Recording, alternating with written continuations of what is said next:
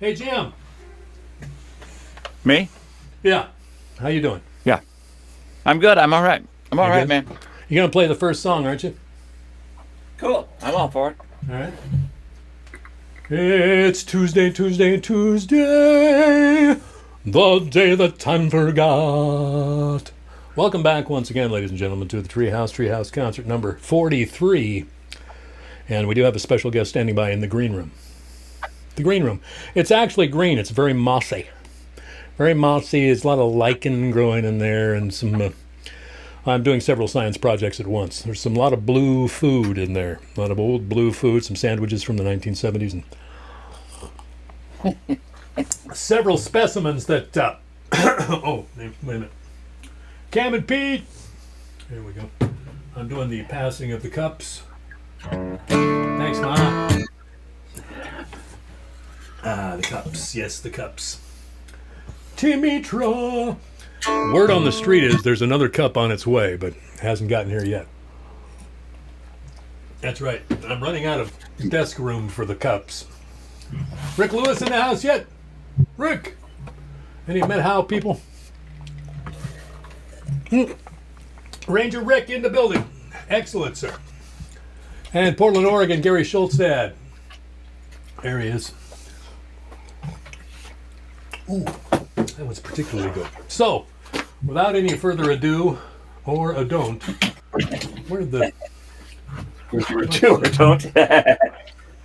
Let's bring in our special guest, live and direct. Just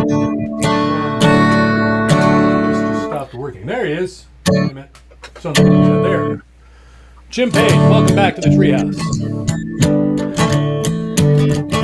Well, I need to make a little adjustment here. I'm sorry. Oh, that's all right. I'm a little bit far back there, aren't I? Hold a second now. Oh. I'm going to come up a little bit closer. Oh, that looks good. Things look different. Yeah, I know it does. I can dig it. But this is a treehouse. This isn't just any ordinary bobcat den. This is, whoa, now it looks even different than it did.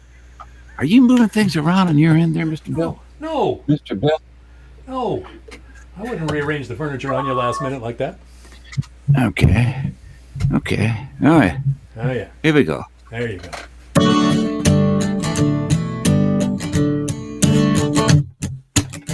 That's right. Well, it's a pleasure to be here in the treehouse on Tuesday. Now, it would be Blues Day on Tuesday, but not this time. No blues in the treehouse. Little song I wrote one day when I was on my bicycle cruising around last summer. I live out just about Ballard, you know. And I was on one of those sleepy side streets. And I turned a corner and I saw a car seat. The car seat was opened up all the way so it was flat so you could lay on it, right? And there was somebody laying on it, sleeping, covered up with a blanket. So all you could see was one foot coming out. And it was about 9 o'clock in the morning on a sleepy side street. But you knew that before too long, somebody was going to come along and things might get interesting. And I wanted to sing a song for that person, whoever that person was, just to humanize the whole thing, because it could be me, it could be you, sleeping on a soft seat. Let's try that again. Sleeping on a car seat on a side street. Sleeping on a car seat without a bed sheet. Some cars don't have any seats, some seats don't have any cars. You get tired enough, you sleep right where you are, sleeping on a car seat on a side street.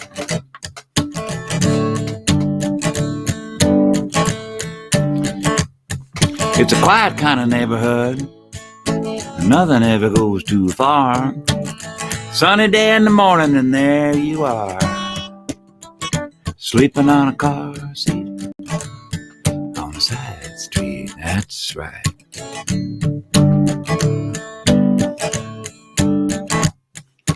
One foot out and one foot in and one foot on the prowl. Rather be sleeping in a feather bed. This'll have to do for now. Without a car around it, and just right where you found it, sleeping on a car seat. Not bad.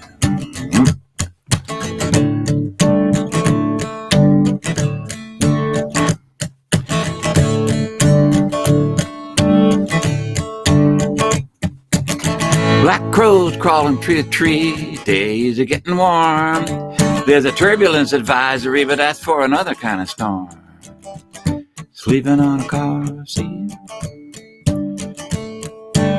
without a bed sheet. Somebody might come along, maybe somebody see your shoe. Somebody might steal your wallet, now what are you gonna do?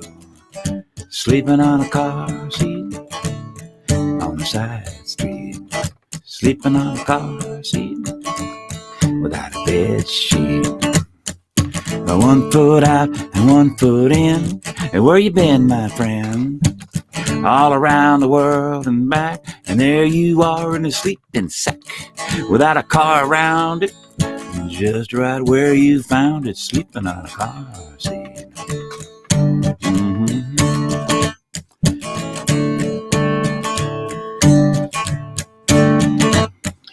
Mouse running over your shoulder, drone flying over your head.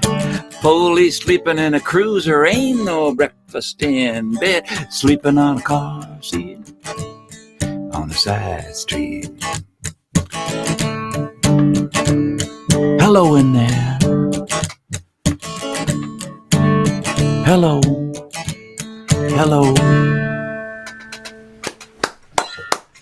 Yes, sir. Yes, sir. They say that for every person who applauds, 10,000 wanted to. There you go. That's what they say. That's what they say. Yeah, I believe every word of that. That's what they say in professional school. Oh. And professional now I know school. why it looks different now. Yeah, because you just keep going. I'm just going to make a little there. What you doing? You're making adjustments? Yeah. Yeah, there we go. See, last week people were saying they couldn't see my hands, so I chopped the top of my head off this week so that people could see my hands. I don't know how it works. Anyway, okay. Thank you, Jim. That's all for Jim. No, Jim will be back.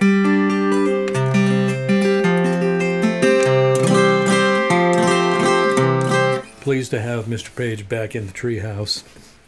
And I'm going to be as nice to him as I can possibly be because I'd like him to come back. Yeah.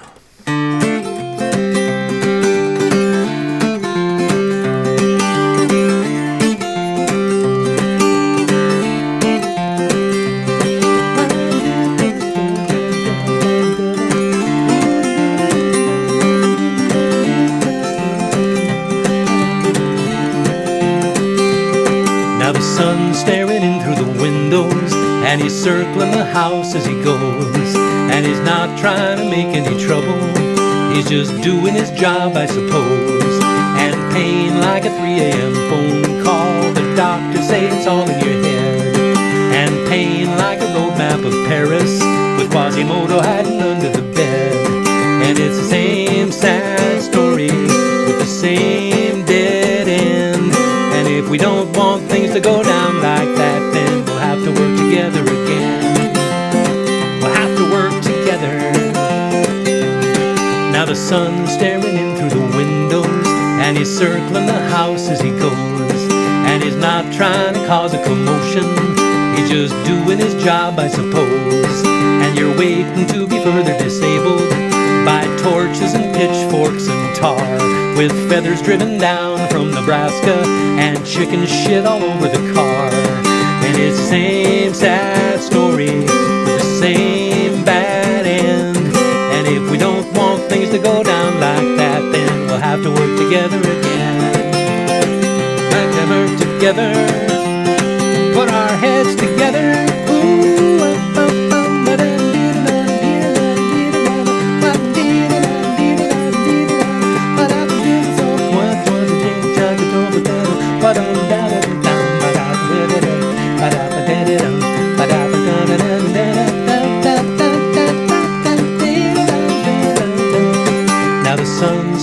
looking through the windows, and he's circling the house as he goes. And he's not trying to hurt anybody, he's just doing his job, I suppose. And you don't mean to sound so pathetic, but there's serious things to discuss, like how hatred has tainted the water, both outside and inside of us. And it's the same sad story with the same sad end. And if we don't want things to go down like that, then we'll have to work together again. Put our hearts together, remember how to work together. And it's the same sad story with the same dead end. And if we don't want things to go down like that, then we'll have to work together again. Put our hands together, remember how to work together. Eat it up, damn it up, one time the camera does the one away.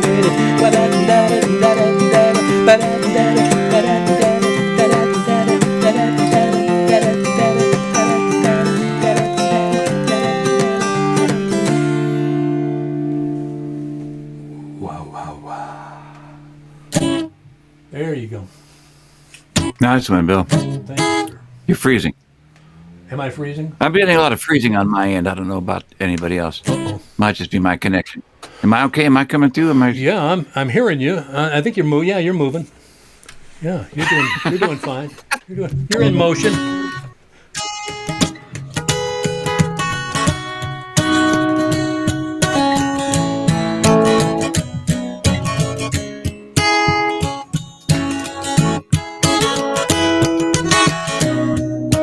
Ah, come on, man.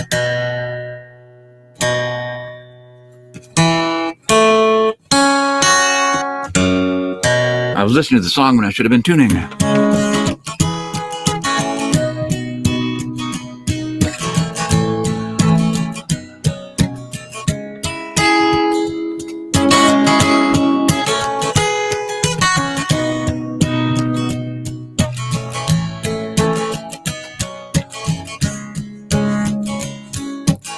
I took a bus to Broadway to see the streetlights shine, the rustle of the windy breeze and the shadows in my mind, and feeling like a stranger in my own hometown. And I let my collar and I walked us around.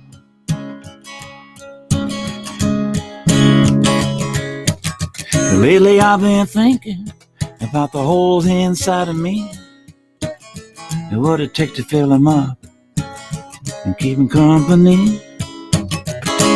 Everybody needs to know the difference it can make, but such a stubborn disposition is a hard one to break. Oh, stranger, can't you see there's a stranger in me? Open up the door, don't be a stranger anymore. Oh, stranger, can't you see there's a stranger in me? Open up the door, don't be a stranger anymore. Last time I saw your face, you were turning it away. My mouth was empty, there was nothing I could say. With you away in your world and me away in mine, we could have crossed it over, but we never took the time. Oh, stranger, can't you see there's a stranger in me? Open up the door, don't be a stranger anymore. Oh, stranger, can't you see there's a stranger in me? Open up the door, don't be a stranger anymore.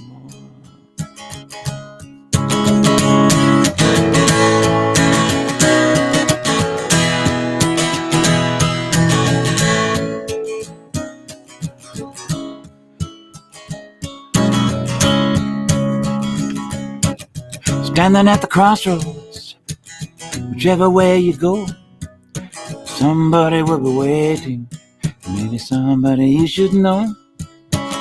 Everybody is a stranger here, we are wrapped in our disguise, reflecting faces from the mirror of our eyes.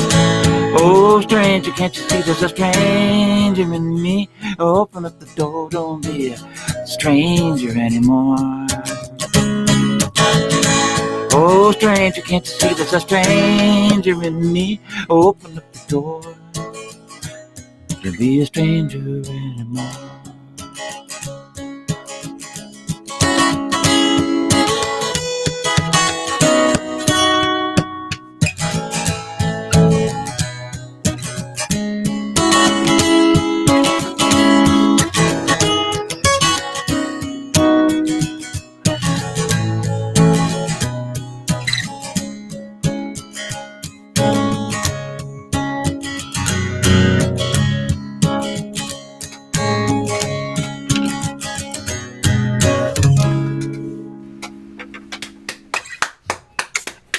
Yeah. When did you write that one, Jim? 7 or something like that. But it's gone through, I think the word is permutations, maybe mood swings. It's gone through mood swings. You know, it went away for a while. Did some junior college stuff, auto body repair, came back. And now it doesn't have much time for me because it doesn't need me anymore. It can get a job any time it wants to. It's got its own life. Irritable. It can be irritable. Yeah. Kids are like that. I was going to do something else, but something about that song made me do that one. So, something about the song you did made me do that one. So, cool. I appreciate that. I believe we have the hand. Ghost of Christmas Hashish is here. The hand. The ghost of Christmas pastiche, he said. Hashish. Thank you, hand. The hand has entered. The entered hand. Okay, look at all these people. Now we got about 40 some people in the house, including Annie and Robert Burke. We have Tamitra in the house. We got Scott and Rhonda Higgins in the house. We got Bill Woolham is in the house. We got Val Sanford in the house. We got Cindy Snyder in the house. We got Tim and Sherry Vernon and Frank Vernon in the house. Oh my gosh, lots of Vernons. Jeff Steve is in the house all the way from down in California. We got Charlotte, Henry, and Stefan are all in the house. Roland and Dorothy Burge are in the house. Rick Lewis from over the Met How. Mike Buckman is in the house. Lori Trout, who is in Nashville, Tennessee, is watching us tonight. Chrissy Chesmore, Kathy and Loris. Joyce Hyatt is in the house. Jim Endicott. Well, you know Jim from down there at Tacoma Way. Let's see. I can't read that one. Holly Trout Cooper, though, is in the house. And Janine Boggs is in the house. That's my cousin. My cousin from over there on the peninsula. So we got a house. Yeah, I think it might be easier, Bill. It might take up less time to ask who is not in the house. Oh, true that. Yeah, that's true. That's true, because I'm sure there's people that I can't see from where I'm sitting. I can see Taylor K. Schneider. I can see Karen Ruth Foster Erickson from up there at Snohomish, up there in the Timno Thumbnail Theater. I can see Cindy Clark. I can see Mark Kenny. Oh, my goodness. Amazing. I can see on the air, you're in broadcast is in the house. Wow. And mute is in the house. Yeah. And there's a microphone in the house. I can see that. That's cool. I mean, from where I sit. Yeah, that's nice. All right, I want to play one here, Jim. Okay. All right, I'm going to play one. I think I'm going to play one. It's different doing these two-headed shows because I've got Jim is up here in my ears. And so am I. So it's a little different feeling.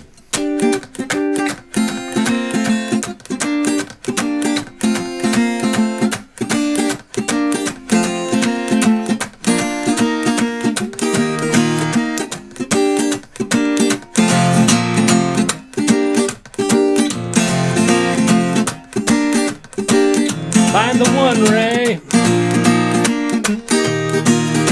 What's this I see? Heavenly eyes crying down on me. Let's take to the streets and walk on the day before it walks on me. All my gratitude, been eaten alive by this attitude. Head down. doing my damnedest to crash this dance again. And this is just like what Jackie saw. Jackie's gone down Drunkard Lane. Jackie is gone, but I guess his eyes remain. Ooh, ooh.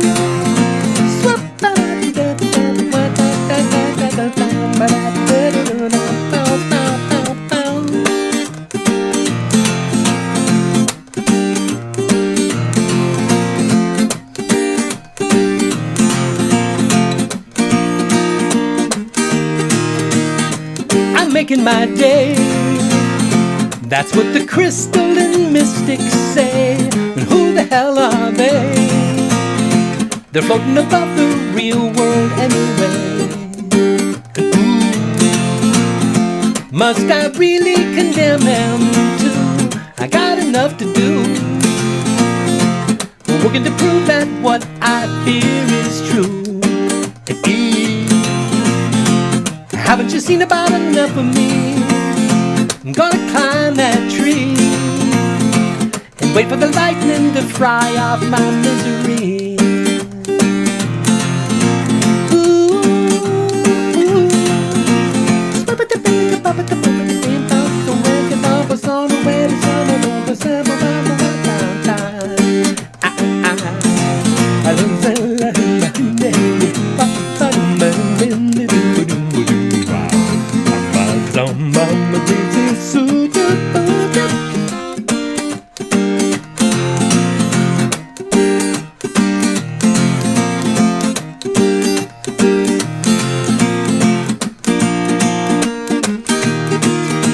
What's this I see? Those heavenly eyes are crying down on me. Let's take to the streets and walk on the day before it walks on me.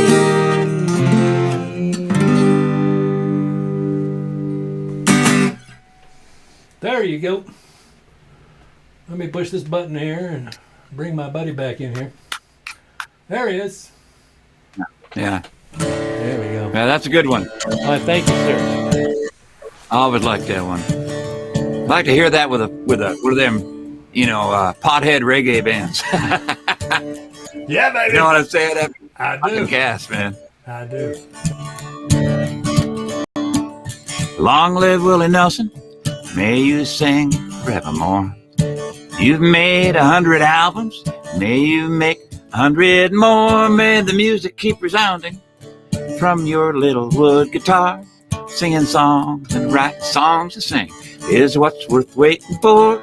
I'll tip my hat to you, Willie, and then I step aside, 'cause this music life we're living is quite a ride. Some lonesome red-haired stranger may be coming into town, just needs a place to unwind and maybe lay his burden down. Don't take it personal, he's just crying in the rain. Let him sing a song or two, and he'll be on the road again. I tip my hat to you, Willie, and then I step aside, 'cause this music life we're living is quite a ride. Now some people go for fortune, and some people go for fame, but between the wanting and the getting, there's a dangerous terrain. You can go to church on Sunday and pray to every god you see. Just give me a sawdust floor and a wood guitar, and that's good enough for me. I tip my hat to you, Willie, and then I step aside, 'cause this music life we're living is quite a ride.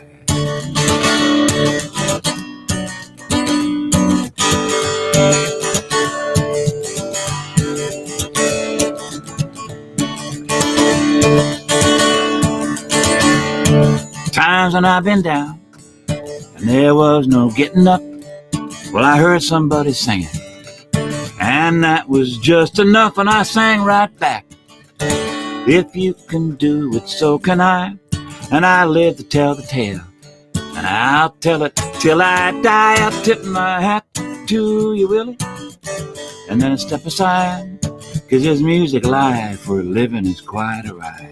I tip my hat to you, Willie, and then I step aside, 'cause this music life we're living is quite alright.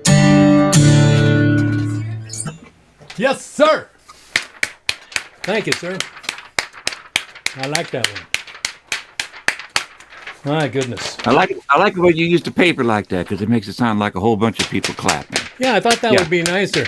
Almost like the crowd, yeah. Yeah, I was thinking I could get some plastic and do crinkly stuff like that, and then I go. So I'm going to try that maybe on the next break.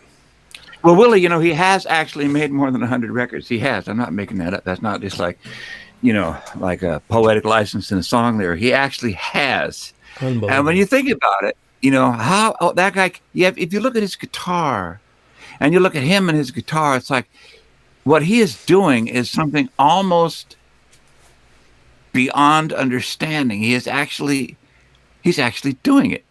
He's actually doing it. It's incredible. Anyway, it's something. Thank you, sir. I appreciate it. All right, I'm going to do I got to do a little special kind of situation here for just a second. I need all the kids to gather around the ICU 2 TV set because we've got some birthdays this week, and I'm not putting them off towards the end because some of us young people, we might have to go to bed early or something like that. And there's some special people. First, I wanted to say, this is not birthday related, but Taylor and Levi are in the house. Axel is with Annie and Robert, and Taylor is with Levi is with Taylor. I wanted to say hi to those boys and the girls too. And there's a note to Jim. Let me bring Jim back here just for a second. Sorry about that, Jim. Sorry about that. Hold on. Back. Don't be sorry until I know what you're being sorry about. I have no. Oh, you have a note here from Kim Nelson. Kim and Holly live on Vashon. Jim Page, Holly and I saw you on one of our first dates 34 years ago. Yes. That's awesome. Kim Nelson out there on Vashon. She wanted you to know. Thank you for telling me that. That's good. All right. That's good. Excellent. I'm glad you like that.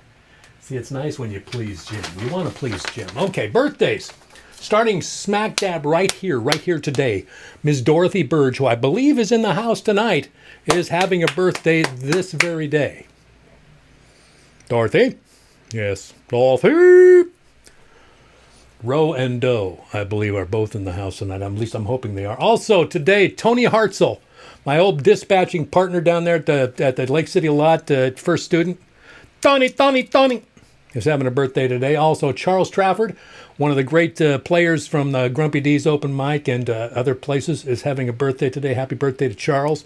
Tomorrow, Mr. Grant Dermody, who I believe Mr. Page is acquainted with, a fine harmonica player, maybe the best harmonica player in the area, and he's all over the place. He's over there being a virtuoso in all corners of the world. He's having a birthday tomorrow. And also, a very great artist and someone I've known since middle school, I believe, Renee Healy, is celebrating a birthday tomorrow. On Thursday, Mr. Brian Lundgren, who I also knew in high school, not very well, but I did, and I know that he's a mandolin player. He plays in a band down Tacoma way. He's having a birthday on Thursday. Friday, Robin Comet, who is Ray Robertson's older sister, up there Arlington Way. She's having a birthday on Friday. Saturday, we've got 2 young men who are celebrating their birthday on Saturday, March the 6th, beginning with my number one son, James T. Davie, is celebrating his birthday on Saturday. Also, Mr. Henry Ujela is celebrating his birthday on Saturday. Henry, I got a song for you coming up. Hang on. On Sunday, Peggy Kimpton Hornby is celebrating her birthday. And on Monday, Shannon Coors, who used to be Shannon Freeland. Yes, daughter of my oldest living friend, Mike Freeland, who I have known since I was, and also the niece of his sister, Linda Hunban, who I have known since I was, like that, celebrating a birthday on Monday, in fact. So there you have it. There's your birthdays. And where'd my guitar go? Anybody seen my guitar? Where the heck did I put that thing? It's got to be around here somewhere. Oh, thank you. Appreciate you pointing that out to me. Anyway, I heard Henry likes this one. My own son James has mixed feelings about this. Something about the second verse, but I think he's learning to live with it. Written at the Kerrville Folk Festival in 1999 when my son was 5 years old.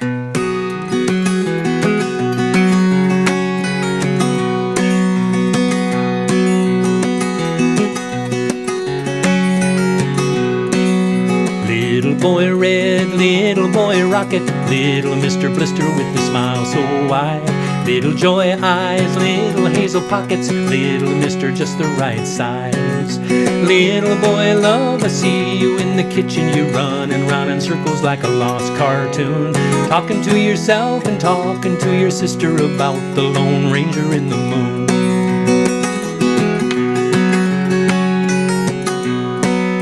Can I have a sucker? Can I have a sandwich? Peanut butter mustard is my favorite kind.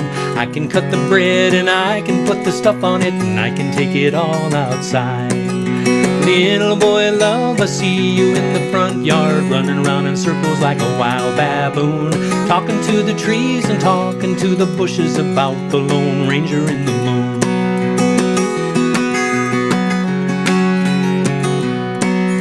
Little Mr. Man, Mr. Personality, little Mr. Underwear outside your pants. When you grow up, you'll be a superhero, 'cause only superheroes get to dance. Little boy love, I see you in your bedroom, loving up a teddy bear until she swoons. Then you lie back and start to tell a story about the Lone Ranger in the moon.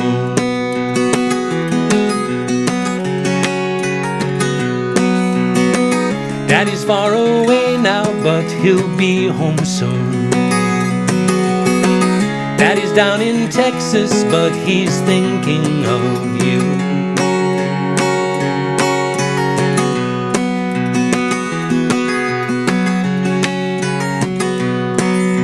Little boy love, I see you in the kitchen, you're running round in circles like a lost cartoon. Let me tell you this, when I was down in Texas, I saw the Lone Ranger in the moon. Little boy love, I see you in my good dream, running round the circle like a favorite tune. Maybe next summer we'll both go down to Texas and meet the Lone Ranger in the moon. Maybe next summer we'll both go down to Texas and meet the Lone Ranger in the moon.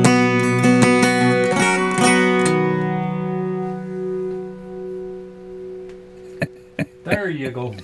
There you go. Yes. Maybe it's the peanut butter mustard that bothers him. I think it's the baboon reference. I don't know. I haven't tried that yet. I think it's the baboon reference in verse 2. The hand of a hand. Hello, hand. Thank you. Thank you so much.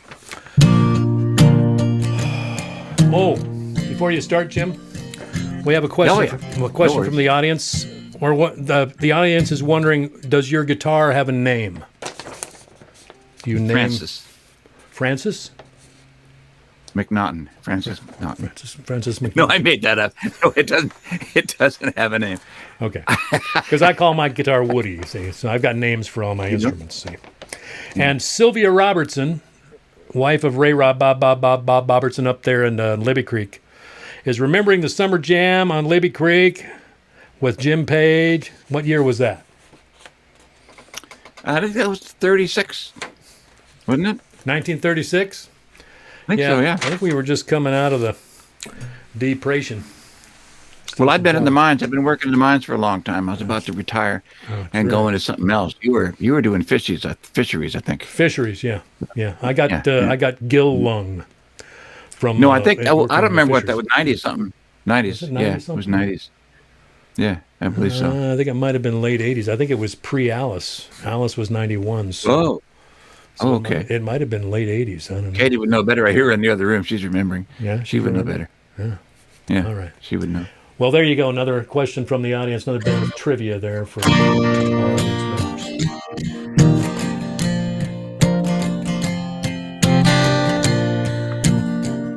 Athlone is a town in Ireland.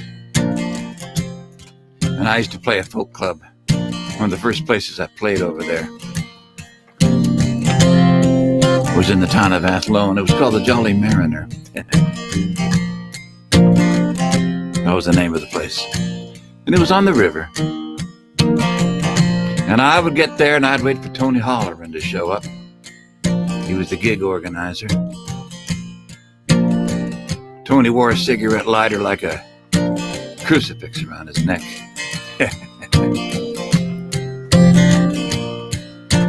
We'd go inside and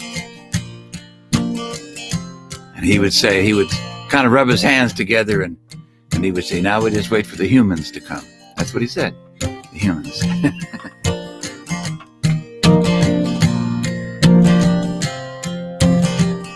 Standing by the river in the rain, I just came in on the Dublin train. My collar up, my hair is wet, I light a soggy cigarette.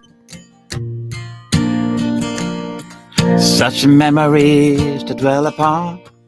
Do you miss me well since I've been gone? My guitar in a shoulder case, music is my saving grace. And as long as I'm here, I'm home in sweet Athlone.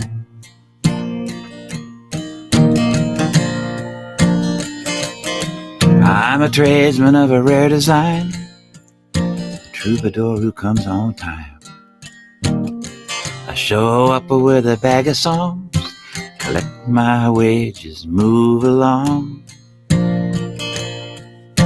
Sometimes people that I see maybe wish that they could be like me. And I wish I could be like them, never have to leave again. And as long as I'm here, I'm home in sweet Athlone.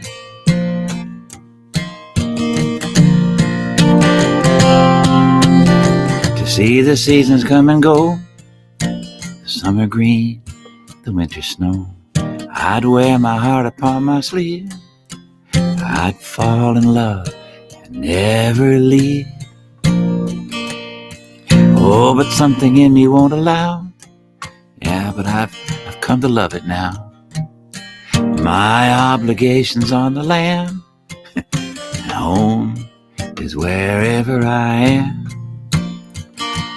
And as long as I'm here, I'm home in sweet Athlone.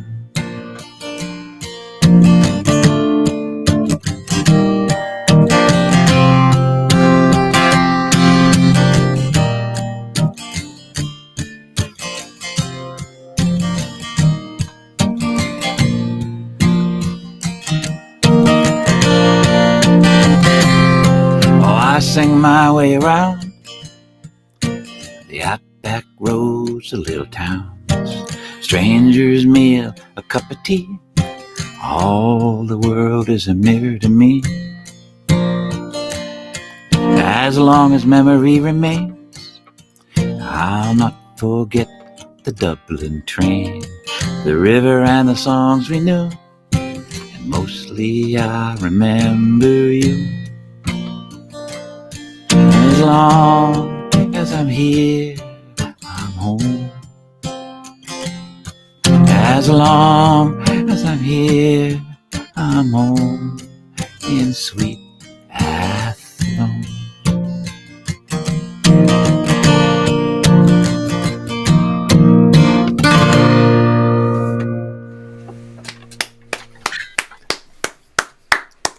Nice one.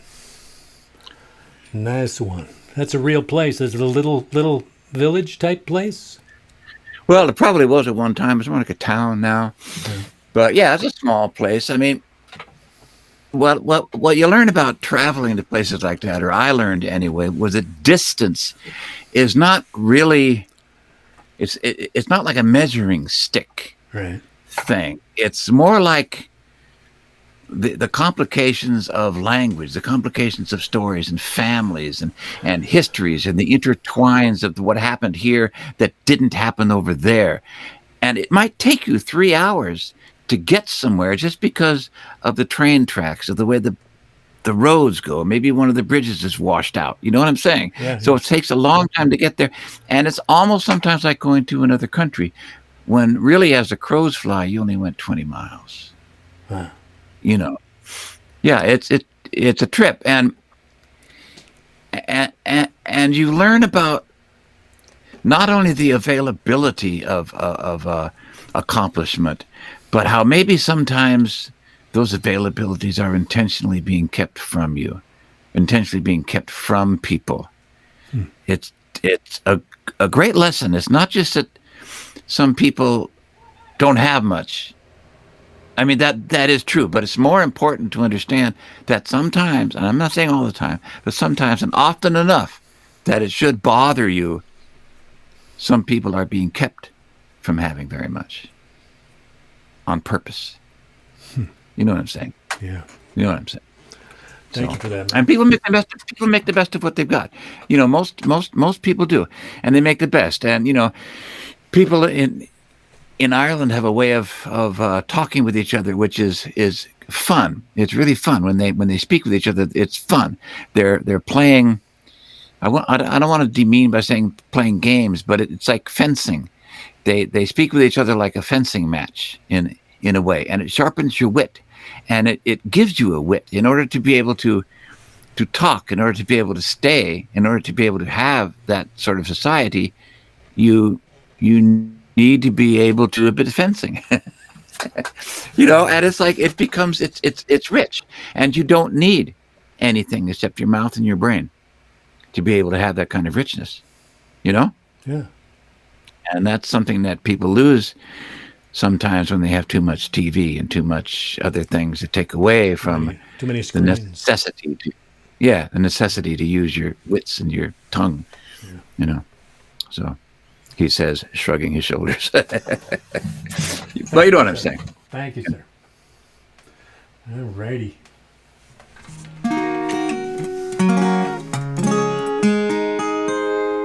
What was I going to do? Oh, yeah.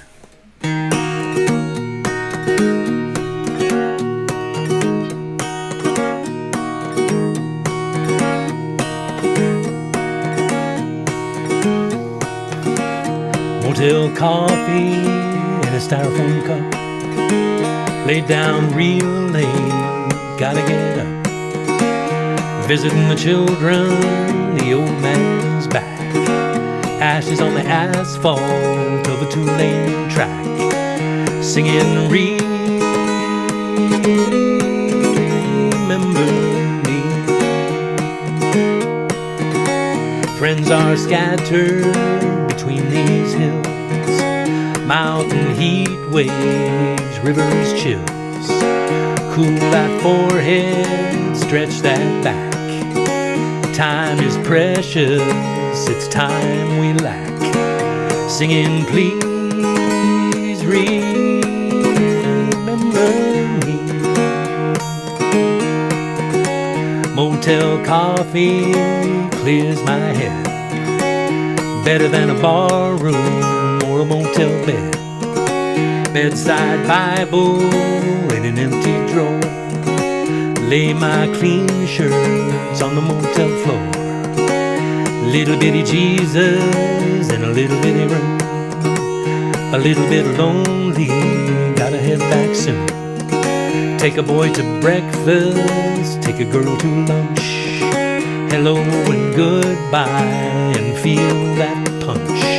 Singing, remember me. Singing, please remember me.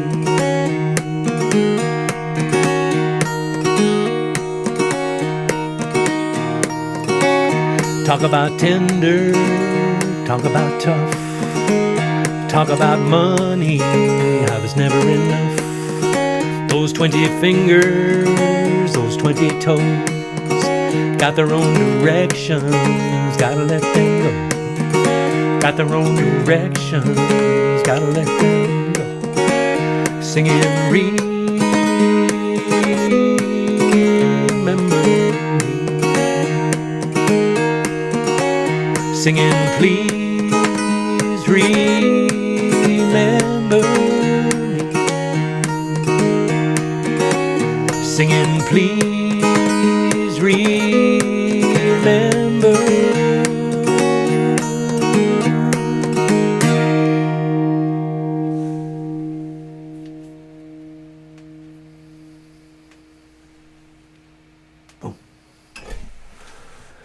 Damn. Yeah. That's good. That's my Empty Nest tune. Wow, that's a good one. That was a rough transition for me. I think I'll just kind of let that sit for a little bit.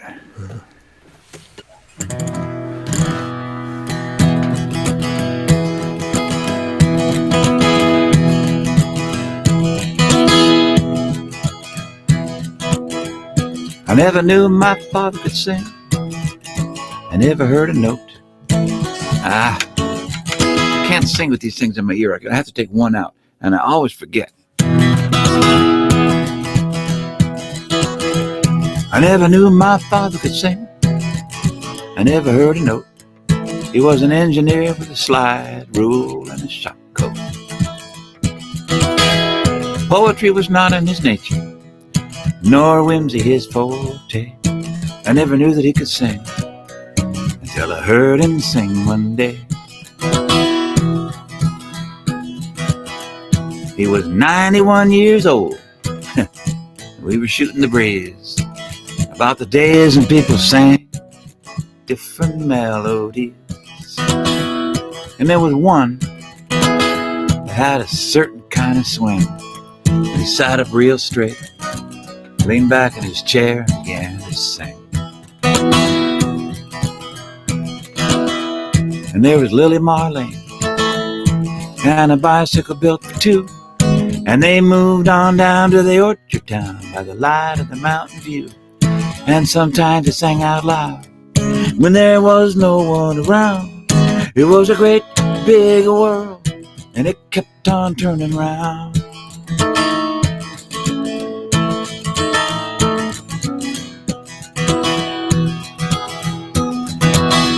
You know, the funny thing is, back in the day, I was the one trying to sing out loud something that someone else had done.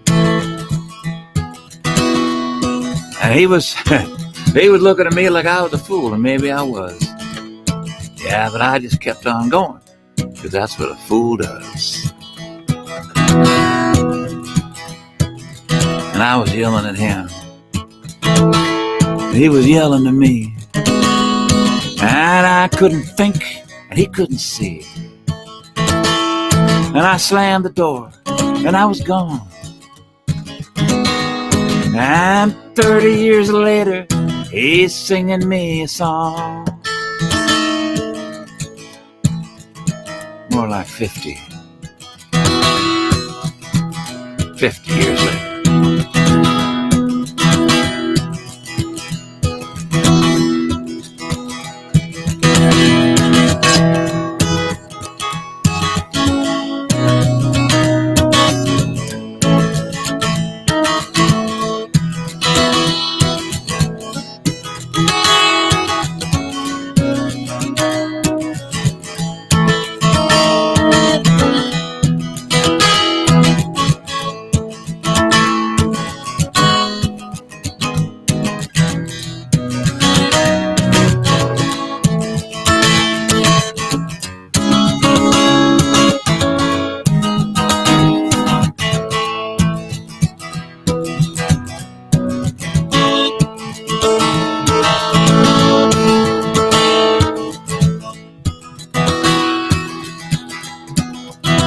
He's gone now, out to where all of us will go, past the walls and the bridges of the goodbye hello.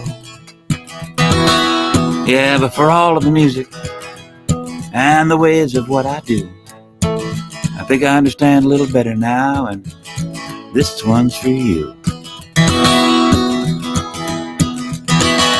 And there was Lily Marlene and a bicycle built for two. And they moved on down to the orchard town, and they had a kid or two. And sometimes they sang out loud when there was no one around. It was a great big world, and it kept on spinning around. It was a great big world, and it kept on spinning around.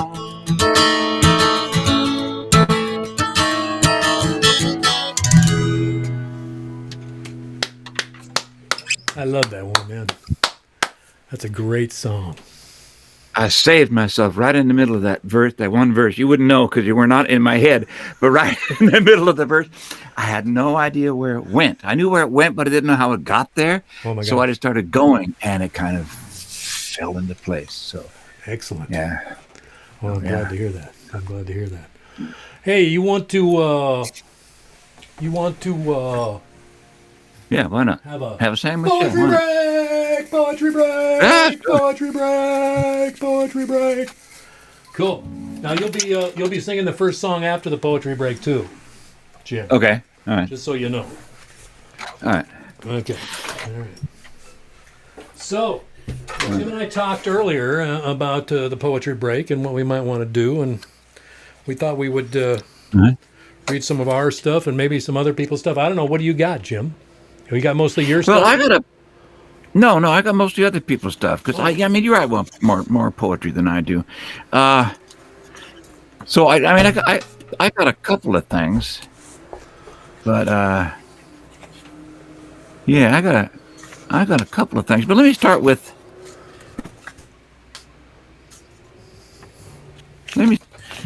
Hold a second. Let me start with this. Okay. Let me start with this. One of my favorite, poetry is like, I remember asking somebody once who had like taken poetry classes and written a lot of poetry and stuff and studied at university and stuff. And I had a professor friend who taught poetry. I asked her, what is it?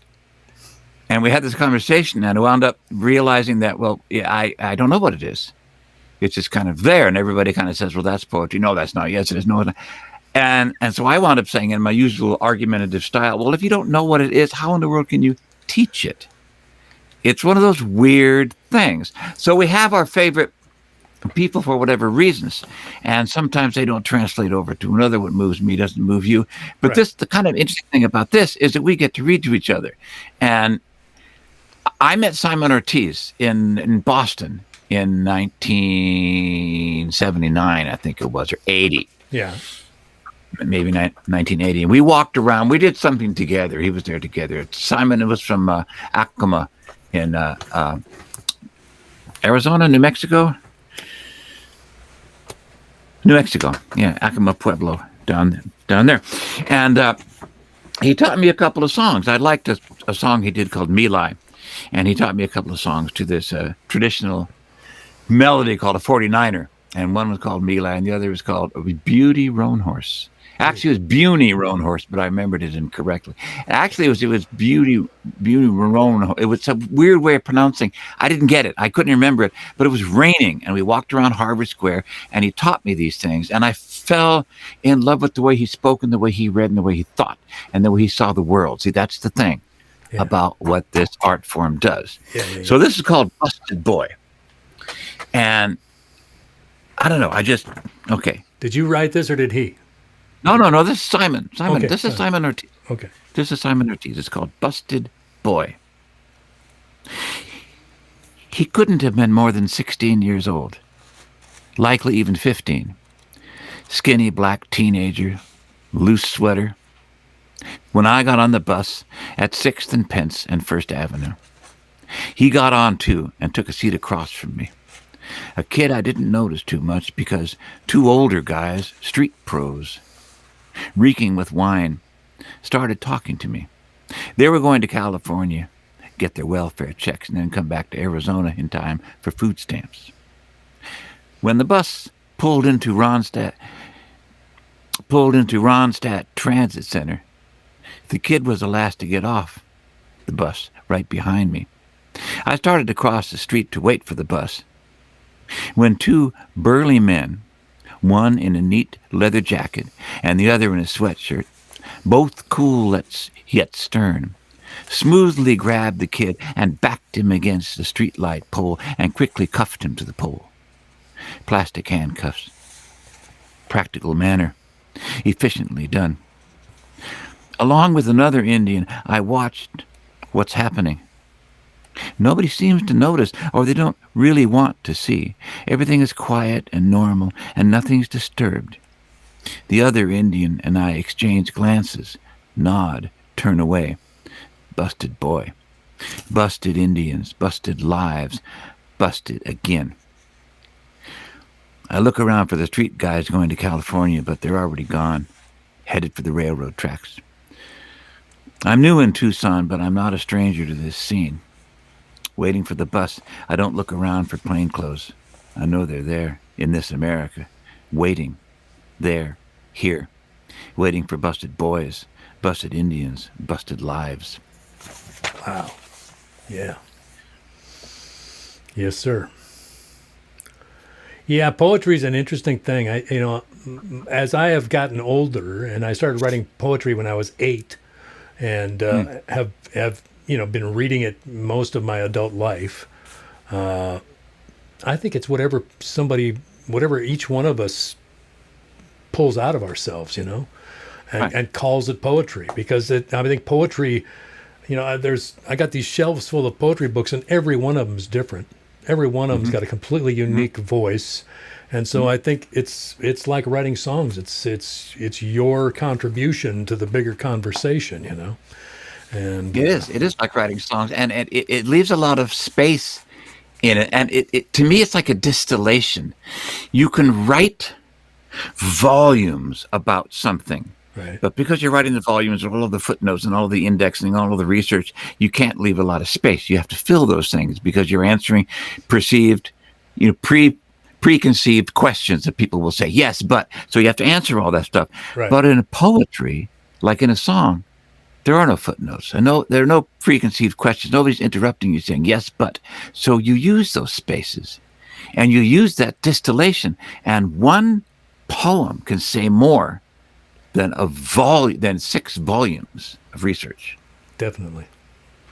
I agree. That's what I think. Yeah.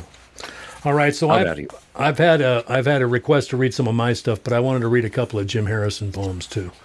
Yeah, because sure. Jim Harrison is where we kind of started the Treehouse poetry situation.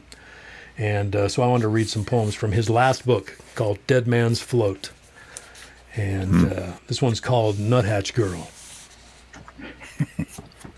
The gods lost footing and rolled down the mountain into a heap at the bottom. We have to do thus and so to keep them alive. Everyone forgot their assignment except a young girl from Missouri who danced down a cliff bare naked. She's part bird, so it was cheating a little. Gods encourage supernatural cheating. Meanwhile, the girl climbed up a tree like a nuthatch and read Rumi aloud in his original language. It's up to poets to revive the gods. Little Jim Harrison there. That's good. Thank you, sir. Rumi, I like Rumi. Yeah. Are you familiar with Julia Vinograd? Yes, I am because of you. Are you? I am because of you. You loaned me a couple of her books years ago.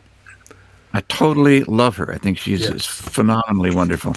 And I made a bunch of notes here. I don't know where they are as to which one I would. Don't laugh at me. I'm a very sensitive. Don't laugh. I'm very sensitive. I'm just sympathizing. I got notes about notes. Oh, yes. I can't find where I'm sorry. Stuff like this. I mean, this stuff like this just makes me sit up and say, yes, why didn't somebody say that before? This is called Why People Believe the Holocaust Never Happened. Okay. You have to understand, for those of you that don't know, Julia Vinograd was a Berkeley Street poet. She didn't live on the street, but she spent most of her daytime out there, sitting in cafes and stuff and selling her books. And she walked around blowing soap bubbles, wearing a black and yellow beret, and with a shoulder bag of poetry books. And you might look at her and think, well, she's just kind of Looney Tunes. But then you start to read her stuff and say, oh my God, this person is. So this is called Why People Believe the Holocaust Never Happened. Because we lied to them. We told them an entire country turned into werewolves, or at the very least went insane. They don't believe us, and they're right. It was much worse. One can plead innocent by reason of insanity. The Germans weren't innocent and they weren't insane. They also weren't werewolves.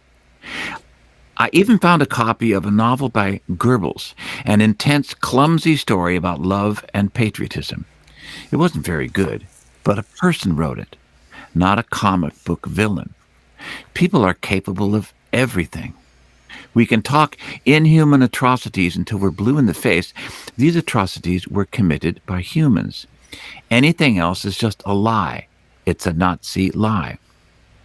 Nazis claimed the Jews weren't human, so we claim the Nazis weren't human. Enough.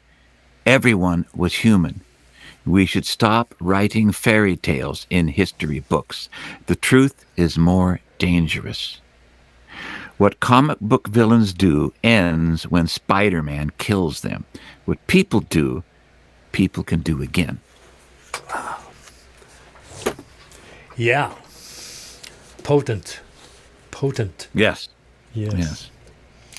Okay, well, I feel a little weird following that up with one of my own, but I'm getting, I seem to be getting several requests to do some of my stuff, so. I'll do one of mine. Yeah. This one, I'm going to do this one called Feel, because the one you just read made me think about it. Yeah. The poems that make their way into my heart usually have birds in them, or trees. Yeah.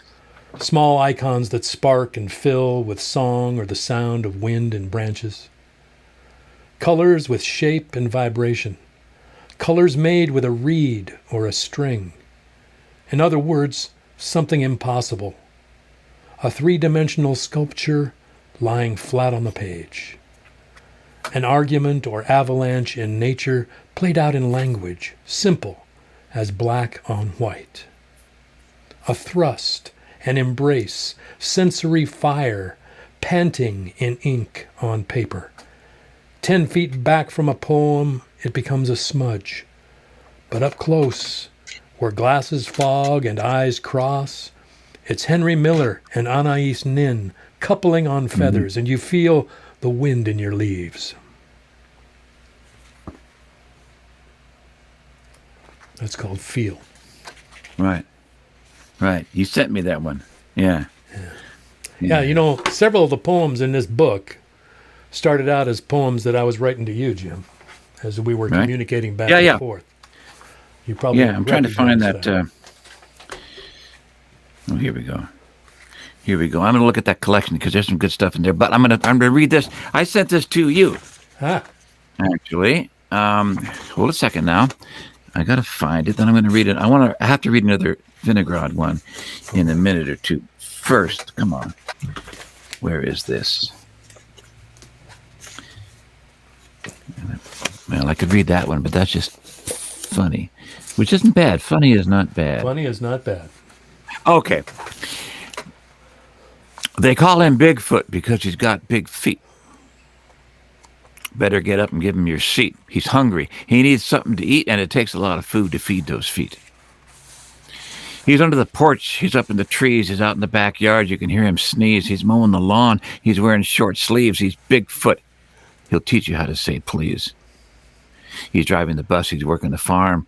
He's directing the traffic because he's got long arms. He eats in the kitchen. He sleeps in the barn. He's taking a break, and he's tripping the smoke alarm. Bigfoot Mama's coming on strong. She knows where those big feet belong. They're falling in love, and the ground's going to shake, and there's going to be a Bigfoot earthquake. They're moving into our Littlefoot town. They're looking to settle those big feet down.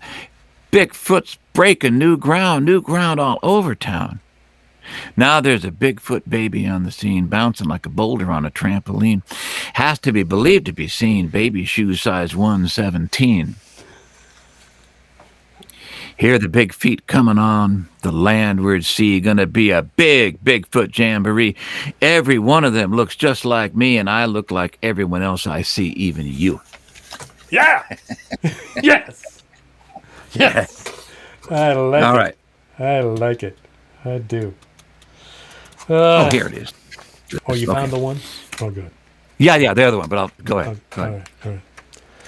Okay, well, I'm going to follow that up with Soup, because I consider this a humorous poem, although I'm not sure Everyone would agree. This is called Soup. Almost fell over putting on pants. Almost fell out of bed while dreaming of putting on pants. Almost. Tire irons and baseball bats floating in the soup. Big chunks of concrete sailing over my head while I complain about weather. This isn't my coat. This isn't my front door. This isn't where I parked the car. We got to get security down here to unlock these handcuffs. We got to cook some soup and invite people over to help with all this brown booze. Everyone's too busy watching football on TV to notice the criminals are emptying the bedroom. Football is destroying our sense of proportion about bedrooms and TV and handcuffs and booze and tire irons and baseball bats. We got to get more baseball on the TV. We got to get security down here to help me put on pants.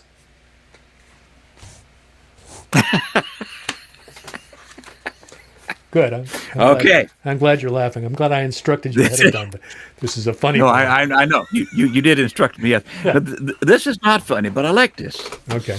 I like this. The Ahwahnee Hotel in Yosemite is very expensive. It's like you don't. It's like $600 a night for the cheap room or something like that. It's a very and this is based on a true thing that actually happened around Thanksgiving. This last Thanksgiving, they had a big feast in Yosemite at the Ahwahnee Hotel. $100 plates, $700 rooms at the minimum. It was not for the faint of wallet. Inside the celebration was to cast away cares. Outside the pandemic was biding its time. Masks were discarded as precautions to scoff at. They were safe behind their bank accounts and their foul-proof positions. They were, in the fact of irony, socially distant.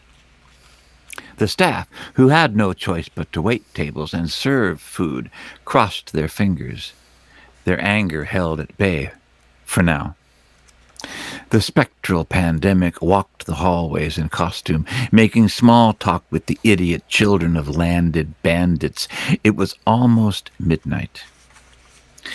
I dreamed of streets of rage where other eventualities took the stage, where shiny blades were raised to fall so little time they couldn't get them all, but they tried. They tried. And there was one spectacular and fine who wore a knitted collar made of dollar signs, an impenetrable fortune around the jugular neck. The masked executioner bowed to his better. "Lay your head here, your Majesty." Majesty smiled, "But of course, do your worst." The executioner's mask slipped. Majesty blanched. "I know you." "Yes, you do."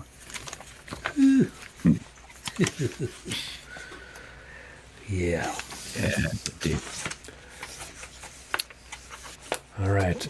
I'm going to read one called Nightfall on the Rubbish Heaps. Nightfall on the rubbish heaps. Nightfall on the rubbish heaps, and I am counting my blessings. Glad to be among them, out here in the tumors, in the gray boxcar barrens. I'm in love with industrial landscapes more than I am with industry. This is where the scavenger birds come to feast on whatever causes that smell. We think it might be the breading they put on frozen fish fillets. We think it might be the brown stripes they paint on breakfast sausage patties.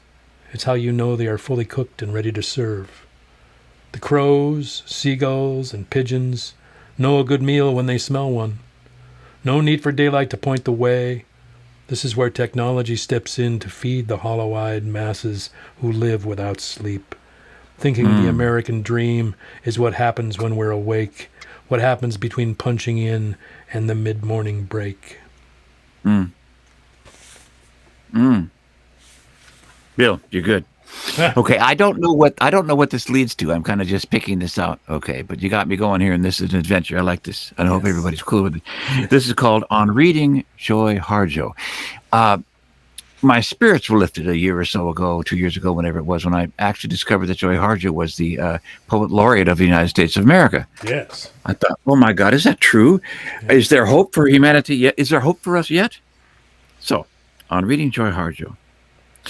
Sometimes I wish I could remember back farther than 1949, or farther than my father, 1927, my mother, 1925. Those distances don't tell me much. They are shallow rivers. Steamers from the Baltic coast to Ellis Island's doormat.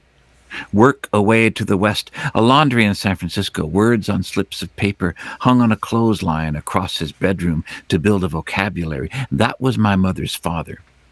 Run away from an orphan home in Birmingham, England, to get away from the old to go to the new.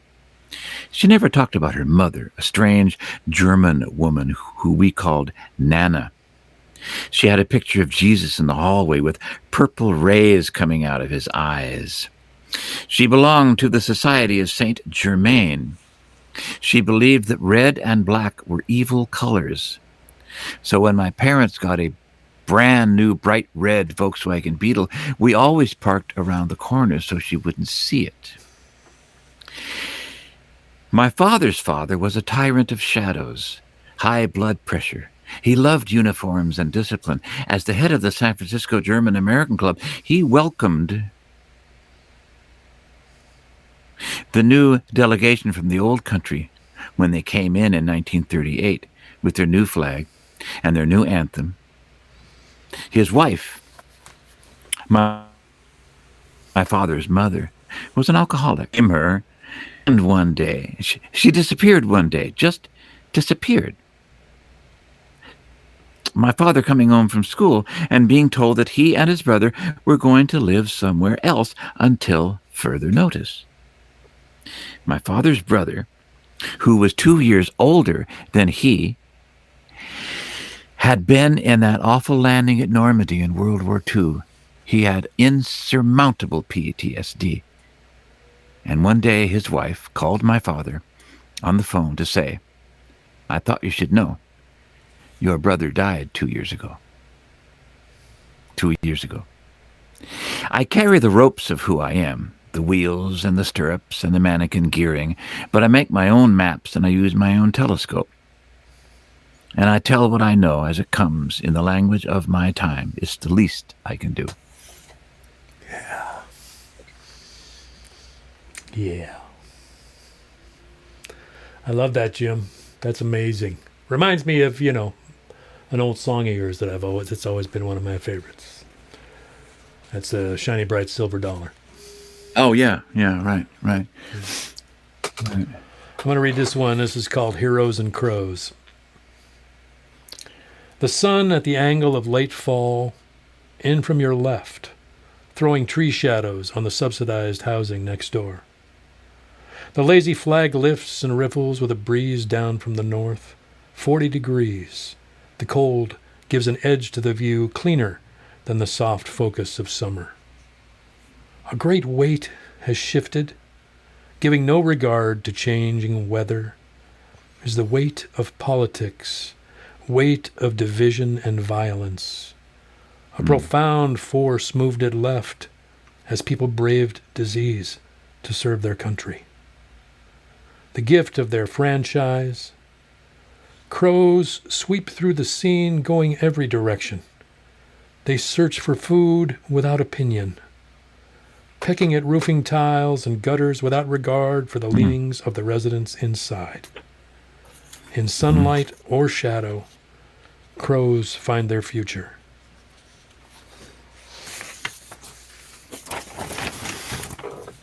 I had a dream, number one. This is not very long, so I'll be slow.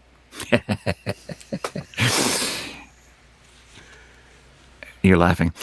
I had a dream that I was kidnapped by a bunch of angry tin pigeons who tied me to a chair. One of them had a squirt gun full of pigeon shit pointed at my head. "What is it with you people?" he said. "Your life gets bad and you take it out on us. We're sick of that shit. Here, take some of this shit." He pulled the trigger and I woke up. Oh, man. Is that a real dream?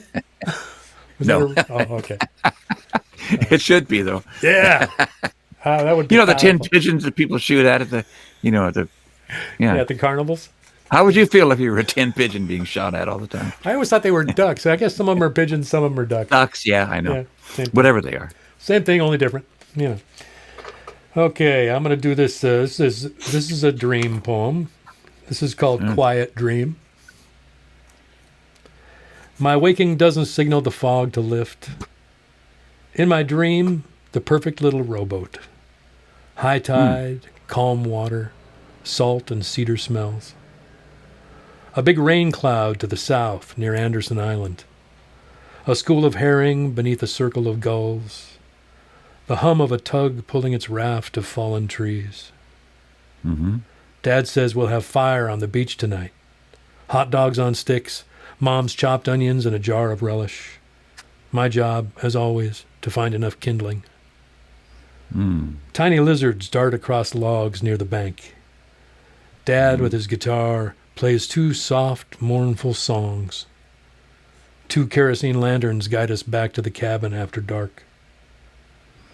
I know this quiet dream is a gift from the stars. The flicker of firelight on 4 related faces.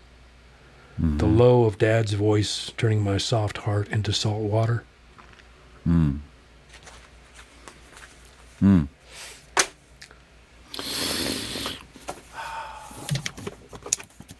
This is one I wrote. You saw this a couple of years ago, but I don't really keep track of my stuff. I'll write it, I'll put it somewhere, and I'll have to scramble around looking through everything trying to find stuff. But I was fixated on the way that avoidance techniques become fetishized. They become trendy in this culture. Trendy. So that if you're with it, you are up on the latest avoidance techniques.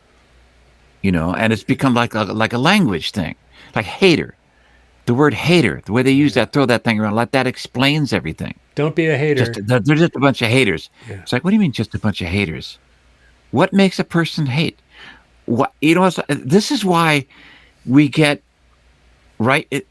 people with guns out in the woods shooting at strangers and attacking them, because nobody wants to listen to the reasons that they're angry. Nobody wants to listen. They will just want to use the shortcut words. So this is called hater, is a word they use. Hater is a word they use. Semantics of a subterfuge to make the conversation stall while critics are made to face the wall. And why would someone criticize that cowards, thieves, and tangled lies? Because they have a voice to say, and the brains and the eyes to see that way. Because the putrid policy that keeps the poor in poverty, that keeps the rich in fine renown in the upper parts of town. Because we hear what's said before, what always leads to money's war, of glinted steel and broken bone, and Johnny never did come marching home. While lives are traded for loophole tax and value added to Goldman Sachs, all spray paint stained on that grand old flag, integrity in a vomit bag. And so it comes to be, you see, that someone, maybe me, says, I will not vote for so-and-so. You could not make to force me so. And someone else will point and say, haters always talk that way. And all the great big thoughtless crowd will stand and clap and chant out loud, kill the haters, kill the hate, disembowel, decapitate. And so the circle comes around, a sharpened blade, a whirring sound. The blood will dry what once was wet, and our memories will soon forget. And those who were the thieves and spies will never yet be criticized. Because the ones who coined the word made double sure the word was heard above the voice of any me who would dare to disagree. And if never disagreement done, then it be never known by anyone, the nuts and bolts, the whisper shout of what the disagreement was actually all about. Yeah, it seems like people used to be able to disagree. You know, I don't care if especially- they disagree or not disagree. What I do care is that they don't allow each other. They don't allow each other to act. They stop you from explaining yourself. Right. Well, what I mean is I there just used, interrupted you. I'm sorry. it seems like there used to be.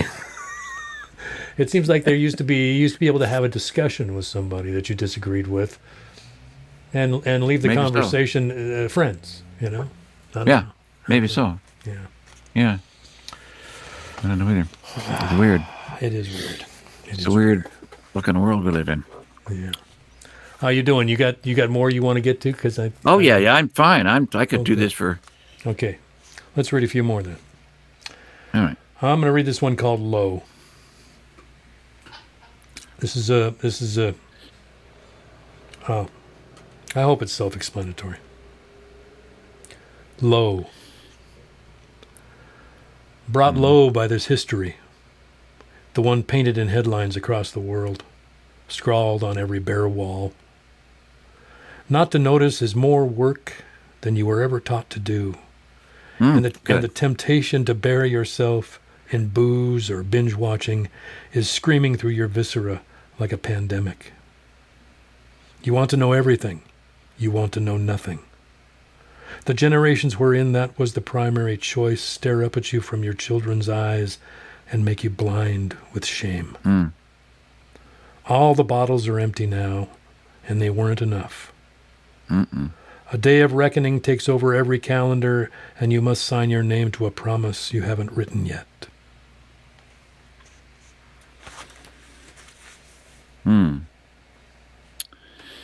Okay. Oh God, wrong one. There we go. Funny how you get used to things. I went out this morning and the flags were half-mast. Something must have happened, but the news just went by so fast. Funny how you get used to things you don't even hardly see. At least that's how it seems to me. Now, I don't remember their names or where they're from. Life just takes over and things come undone. Funny how you get used to things, how it almost seems normal.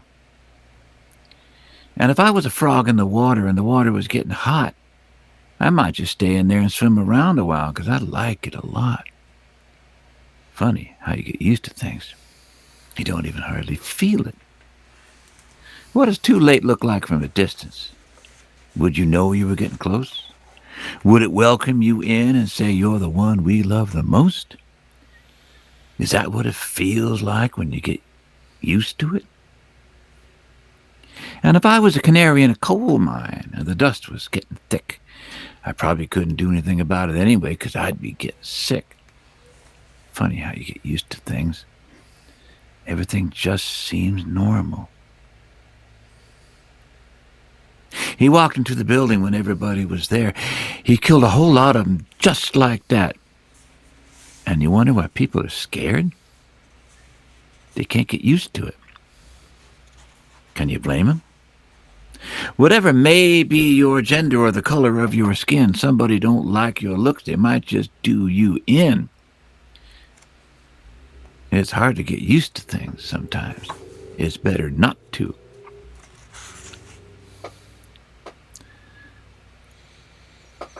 Somebody walked into the armory store with a whole bunch of money and bought everything that was there. I can't remember how that verse goes. I'm sorry, I don't have it here. So I'm picking up my baggage and I'm headed for the road. There's a future with my name on it ready to explode, and I can't get used to it.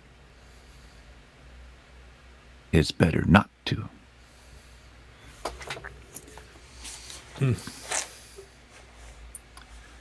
Funny how you get used to things.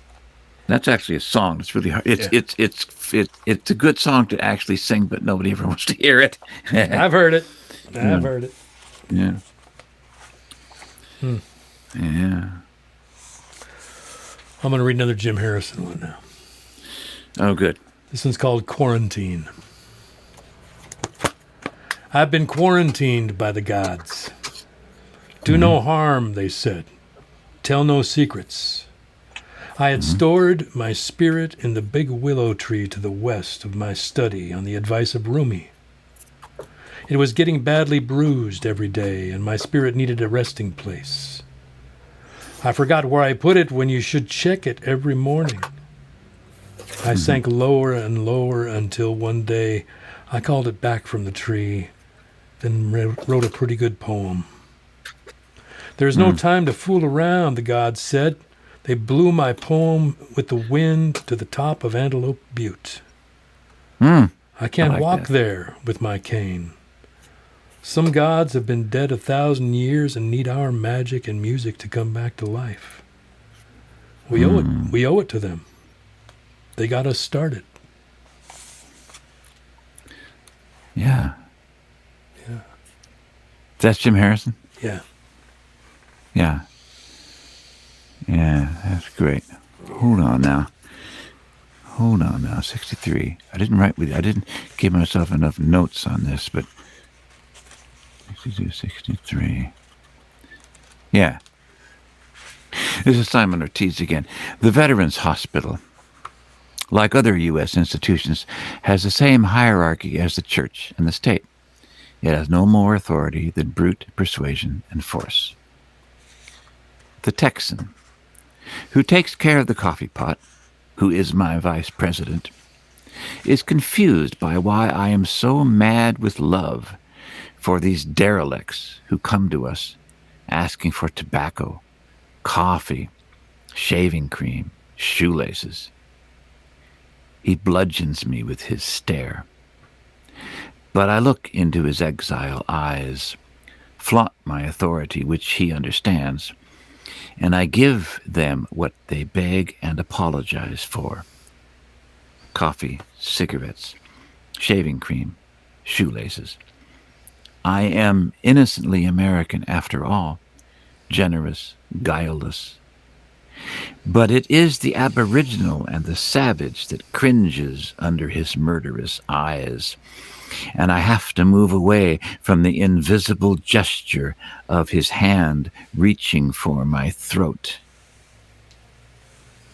The derelicts and I trade poor comfort, receive, shuffle, and dodge the exile. Now that is fucking brilliant. Yeah. Sorry. That's okay. That's good. That's right there. That is right there. It doesn't get any better than that. Yep. Right. Well, I'm going to read one more, then I think we should go back to singing. What do you say? Okay. You got anything? And more? I knew what I was going to do, and now I don't. So give me a... Sure. I'll read one more. I'm going to mute you so you can get ready. And I'll read one more, and then we'll come back to you, okay? Okay. All right. Oh, God, people. Do you understand what kind of pleasure this is? Any idea? I'm going to finish up with instructions from the mirror.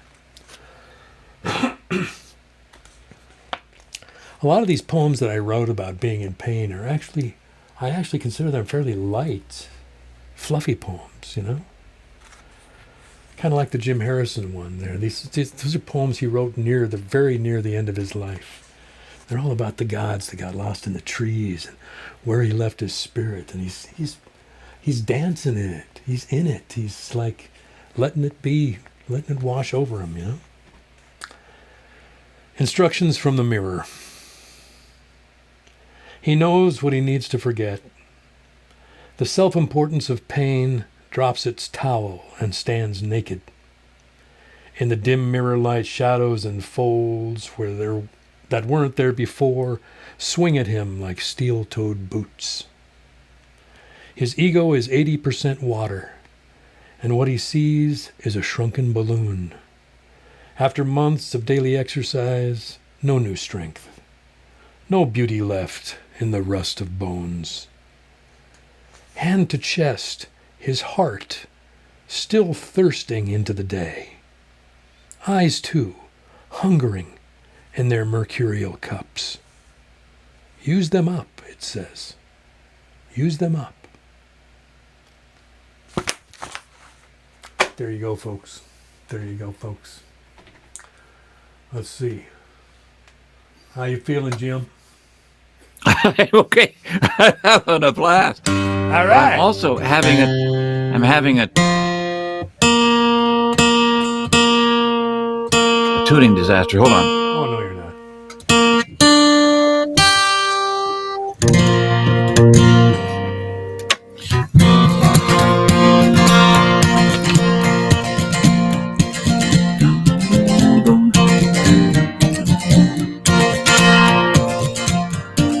I don't want to do that too high. I don't want to do anything too high. Where did Godot go? I don't know. Where did Godot go? I don't know. Went downtown for a bottle of beer, said he'd be right back, but he ain't here. What's up with that? He's always late. All we can do is stand around and wait. Where did Godot go? I don't know. Spent the last 4 years on needles and pen, got a brand new treasure, swearing them in. People got pissed, people got happy, some got armored up and got downright scrappy. Where did Godot go? I don't know. Now he's a practical joker. He'll mess with your head, bake your brains like a loaf of bread. Everyone that he's ever met says they haven't even seen him yet. Where did Godot go? I don't know. Under the shadow of a skeleton tree, as far as the eye can see, I see no one looking out for me. I'm a song can be with a Godot go. I don't know. This is kind of a rambling cowboy song. Up on the mountain, out on the trail, somebody saw him in the little old jail, sitting in a crouch all by himself. They knew it was him because he looked like somebody else. And where did Godot go? I don't know.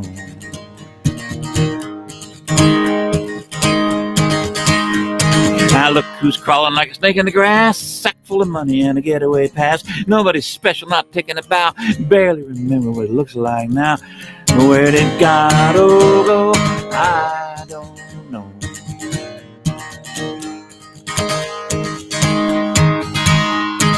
Two fools sitting with a bird's eye view, says one to the other, well, I know you, says the other to the one, I know you too, now what are we gonna do?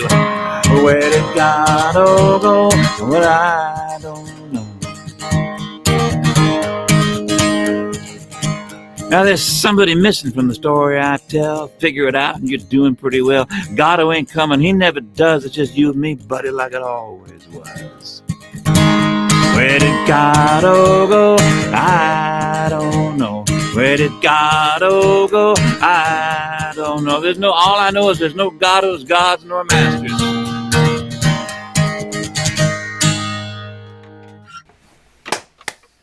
Yes, sir. I like that one. That's a good way to start off the second half of the song. I like that one. I do indeed. Thank you, sir.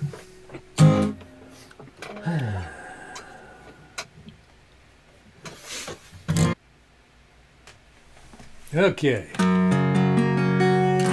We still got people out there? I think we do. I think we do.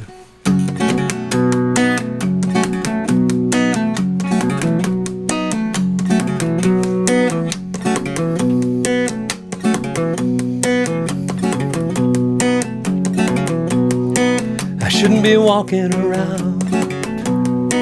I shouldn't be thinking this way. Poison reservoirs and toxic waste squads. It's such a gray, ugly day. Wish I was over at John's. Always got a joke to tell. Beer in the refrigerator and smoke in the pipe. It's so comfortable going to hell. I remember when we were just kids, we were reading comic books and watching TV. We were immortal in an limited way, and the bad guys were easy to see.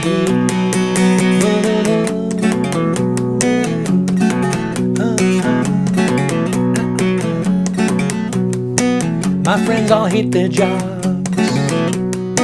None of us can afford to quit. A lot of people waving from the top of the heap, but for most of us this could be it. I don't usually talk like this. I try for rhythm and rhyme. I want to show my folks that I'm really good at something, but in the mirror I just see passing time. I remember when we were just kids, we were smoking cigarettes and staying out late. We were immortal in a limited way, and we loved what we'd learned to hate. Yeah, yes we did, yes we did.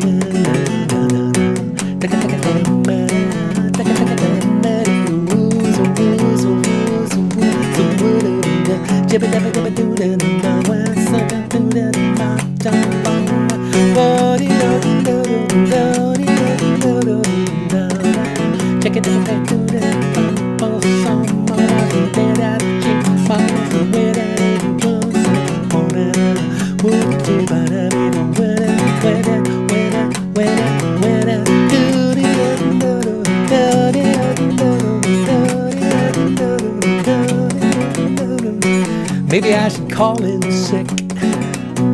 Maybe I should call back dead. With all of this anger and these schizoid dreams, it'll take all day to empty my head. Wish I was over John's. Always got a joke to tell. You know what's over John's? It's so comfortable flying to hell. I remember when we were just kids, we were reading comic books and watching TV. And we were immortal in a limited way, and the bad guys were easy to see. And they never looked like you or me. No, they never looked like John or me. Wish I was over John.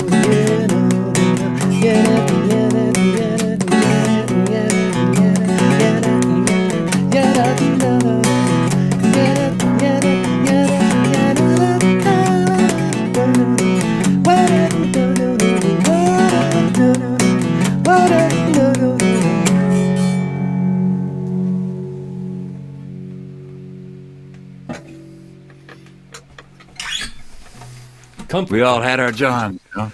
Yeah, we did.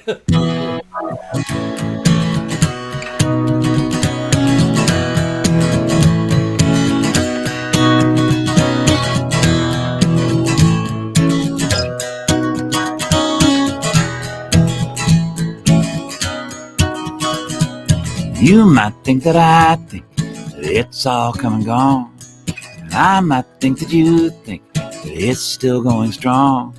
But we all know each other, there are no strangers here. So take a seat and sit on it, and grab yourself a beer. Living in the shadows of doom, trying to make it to the moon, not a moment too soon.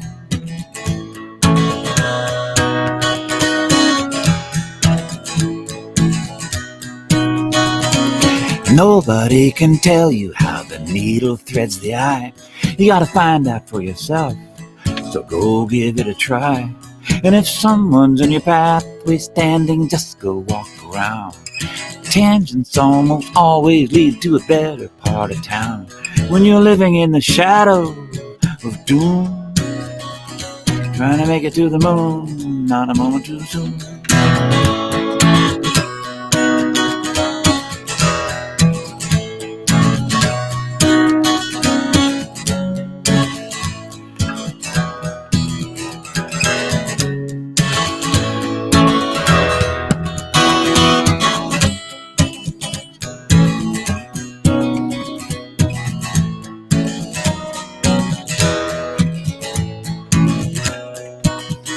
For there are windows into daylight that draw the darkness out, and there is a kind of baggage you'd be better off without. When I was living dangerous, whatever would I care? I'd drink me under the table to see whoever else was there. Living in the shadows of doom, trying to make it to the moon, not a moment too soon.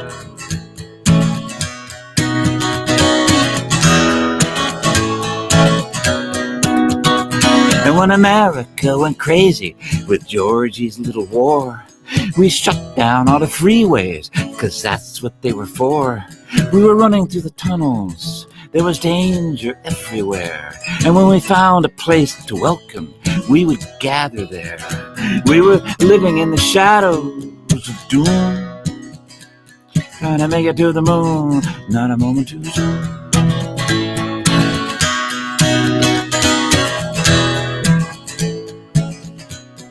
Yes, and I remember Owsley, behind the purple haze, with his vast expanding road maps that went on for days.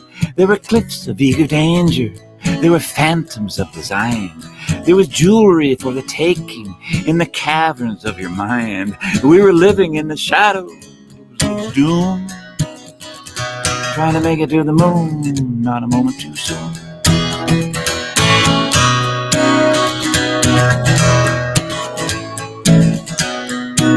They say Kerouac came by.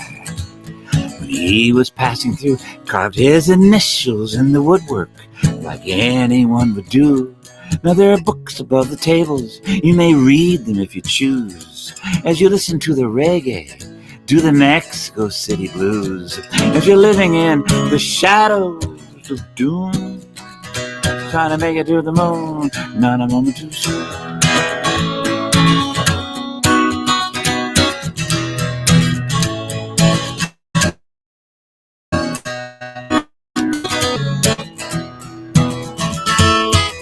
Whoa.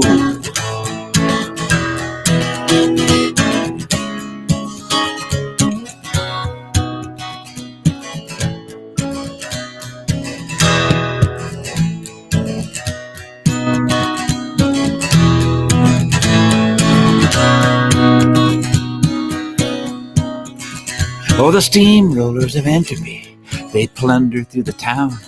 And if you're old and in the way, well, they just might knock you down. But sometimes that pendulum, it swings the other way, and you dance and celebrate, fight another day, laughing in the shadows of doom, because you made it to the moon, not a moment too soon.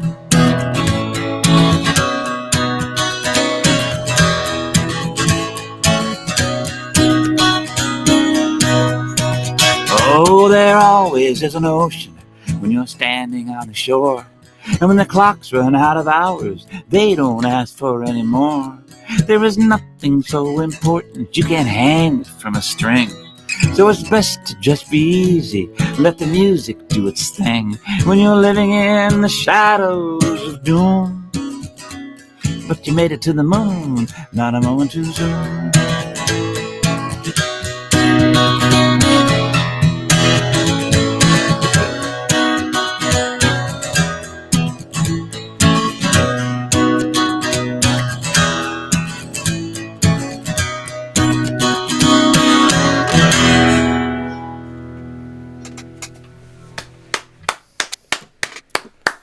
That's a sweet one.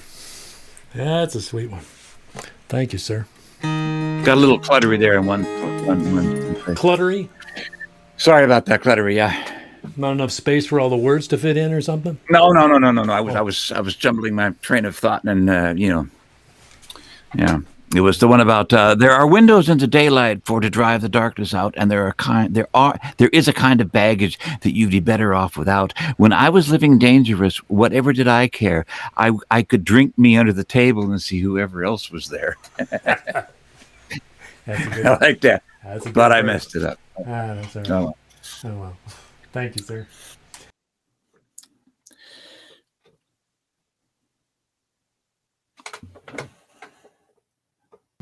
Yeah, Bill. There we go. I muted the wrong guy is what I did. Yeah. Sorry about that, Jim.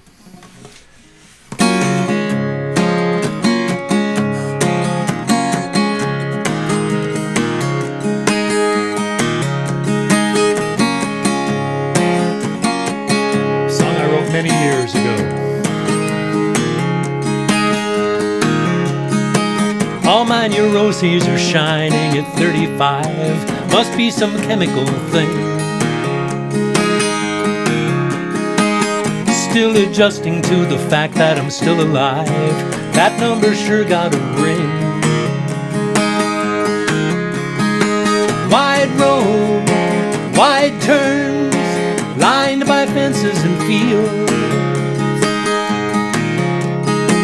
Turn now, turn back, aren't those your hands on the wheel?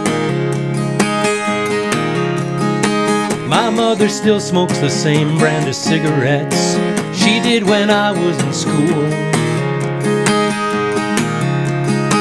And yes, she still looks good when she's holding one. She's not too old to be cool.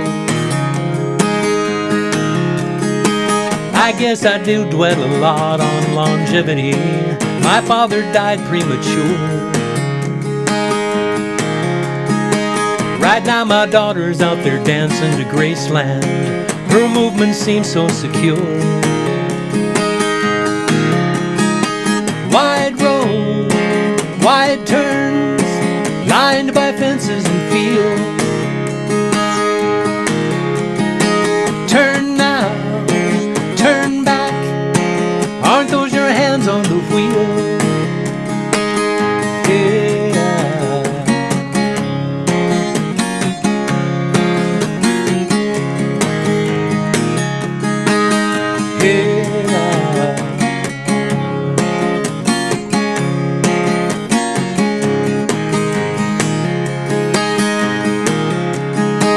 My friends are starting to use words like midlife.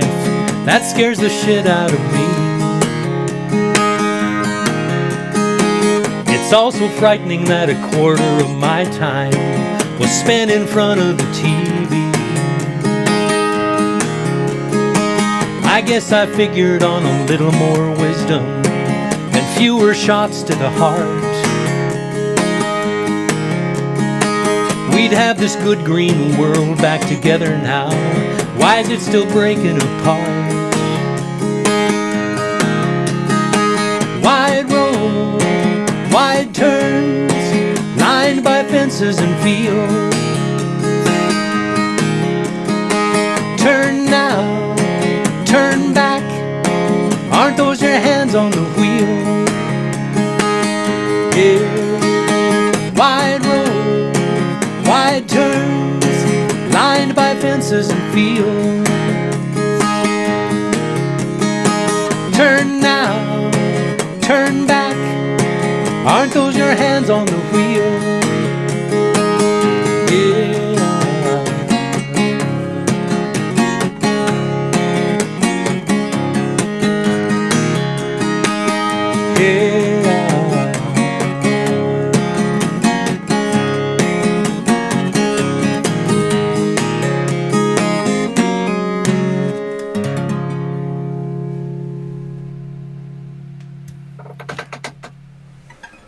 It's nice, man. I always liked that song. Yeah. By the way, my mom doesn't smoke It anymore. is. My mom doesn't smoke anymore. It just, Oh, okay. she quit shortly after I wrote the song. She was actually a little pissed. You mean I'm always going to smoke in that song? Kind of thing, you know. Well, only in the song. Yeah, only in the song. And you don't mention her by name, so, it could be just a character, fantasy There you character. go.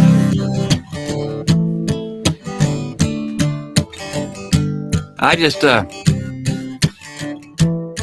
finished the recording part of a project. We are now embarking on the artwork.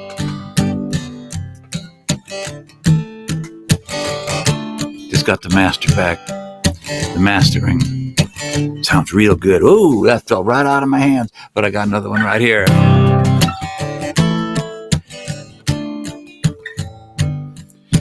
This is a song that started out when I was on a YouTube jag and I was watching a lot of Miles Davis.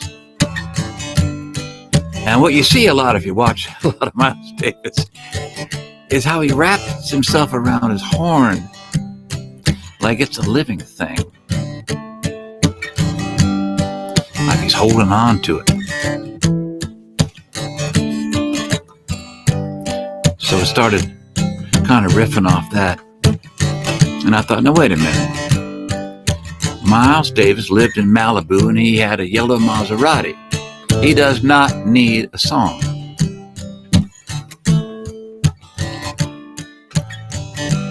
But Blind Lemon Jefferson does, or did.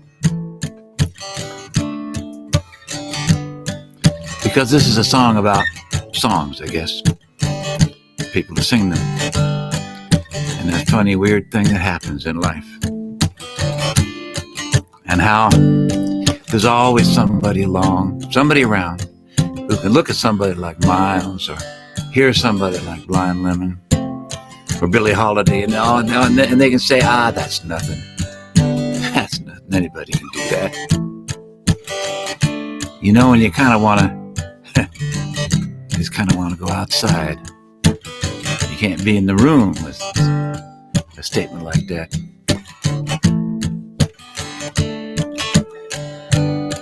Because if anybody could, if that was nothing, then there is nothing that is something. There's nothing worth anything. Because those things are worth something.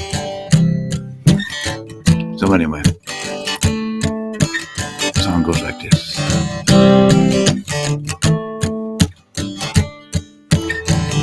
And it's on the record. Or will be when the record becomes a record.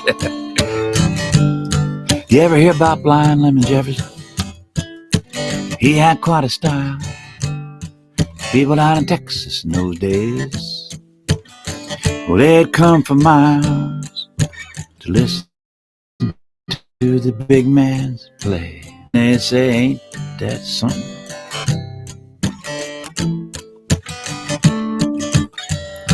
Ain't that something? You ever hear Billie Holiday?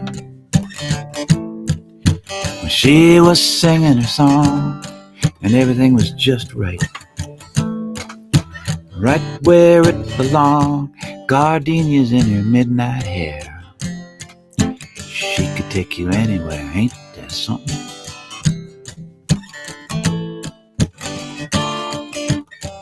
Yeah, ain't that something? Yeah, 'cause if that ain't something, then something ain't nothing at all.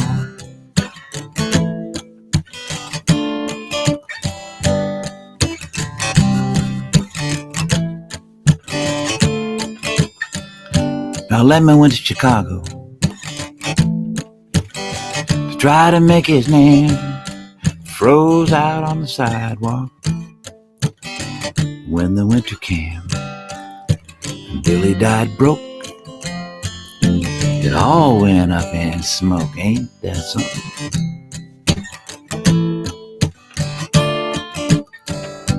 Ain't that something? Seems like you could spend your whole life living in the sound, one snap of the fingers, and it all comes down. Funny thing is, after you're gone, and everybody's singing your song, ain't that something? Now, sometimes that's just the way it goes.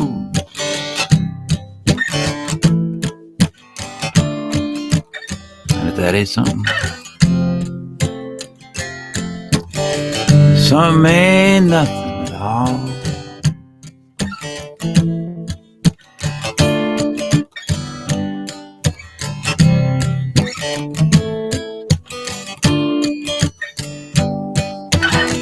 And where can we go dancing? Where the music plays slow. Everybody's in a hurry. It's like they got some place to go. And maybe they do. How would I know? For me, I'm just gonna let it go. 'Cause sometimes when I hear you singing, and you don't think I do, it sounds so pretty, I just don't know how to tell you, so I just let it pass. Like a vision on a pane of glass, ain't that something? Ain't that something? 'Cause if that ain't something, you know that something ain't nothing anywhere at all.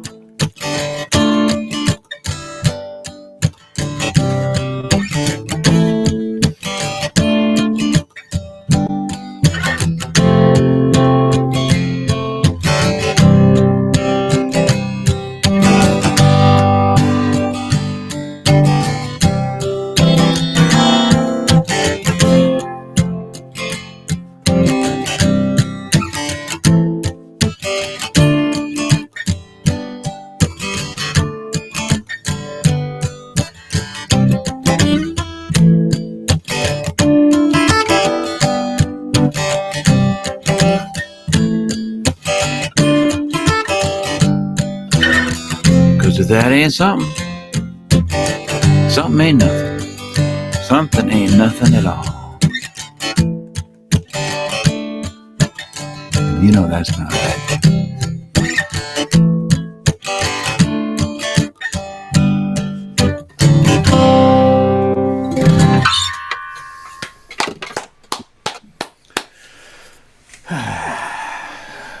I don't even know how to respond to that. Sit down and have a cup of tea and a sandwich. Sandwich? Yeah, have a sandwich. Is there a particular kind of sandwich? Couple more songs? What do you think? Yeah. What do you think? Couple more songs? Yeah, I'd say a couple more songs. I'm having a blast personally. Me too. Me too. Let's see. What have I got? What have I got? I got something. Yeah. I'm sorry, Jim. I didn't mean to cut you off there. Did you have something you wanted to say? Yeah, I said my car is my car. I changed the engines on my car so it runs on motor oil. It runs on soup. Runs on soup. Runs on soup. Oh, that's good. All right. Thank you very much for that giblet of information. I think I'll try this one.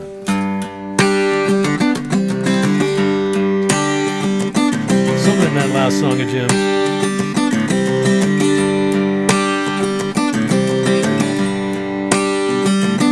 Made me think about where it all comes from. I don't know about other people.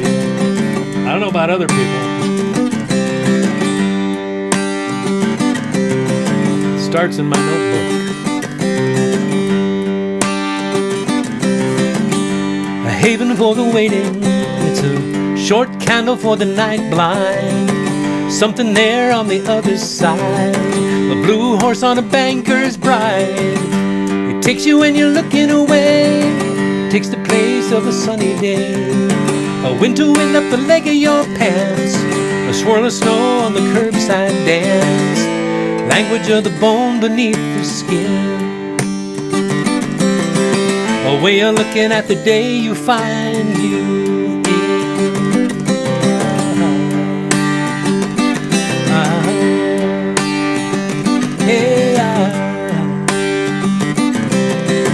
Question mark at the end of your arm. The way we all pretend to do no harm. A slice of cheese on the kitchen floor. Bad news at the sliding glass door. Gravel snipping off a dump truck. The bumpy road of your love luck. A taste of somebody's goodnight kiss. You jerk the wheel and you just miss. Language of the bone beneath the skin. A way of looking at the day you find you.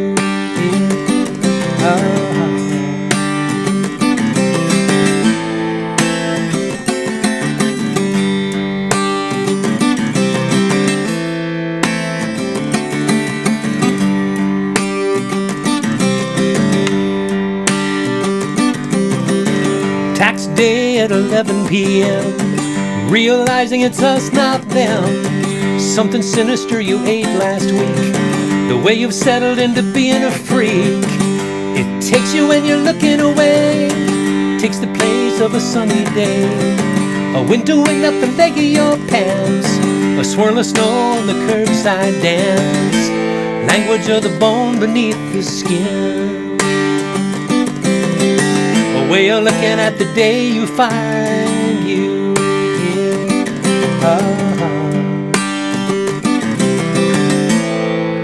The bone beneath your skin, the day you find you here.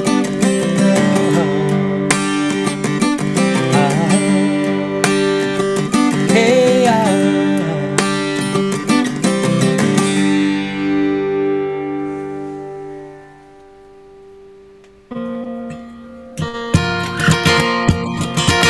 Why don't you take us out, Jim?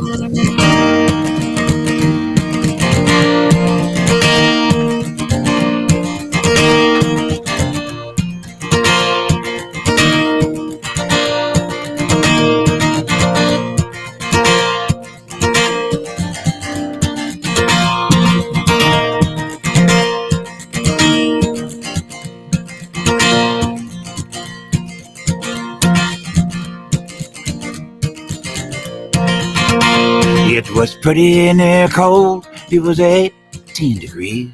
The door done froze, hope the pipes don't freeze. Lonesome coyote growled way off on a rise, where the iceberg winter hit me right between the eyes. And the old timers told that it wasn't all that cold as they stoked the coal stove worth its weight in solid gold. They do what they do, and it's all so very strange. Take a shot of the for a change.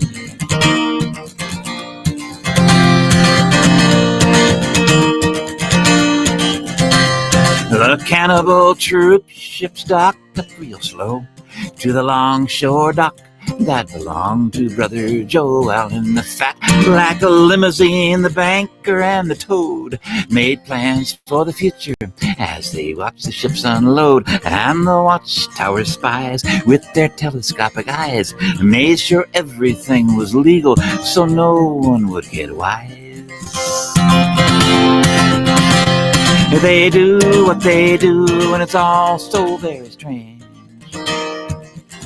Take a shot of the usual if you're looking for a change. Ramblin' Dave got busted and they throwed him in jail, where they spent all of his money and they opened all his mail. And the fat foot partners on the downtown beat carved another notch and went off down the street. And the stool pigeon swore as he crawled across the floor, "You might think it's over, but I think there's more." They do what they do, and it's all so very strange. Take a shot of the usual if you're looking for a change.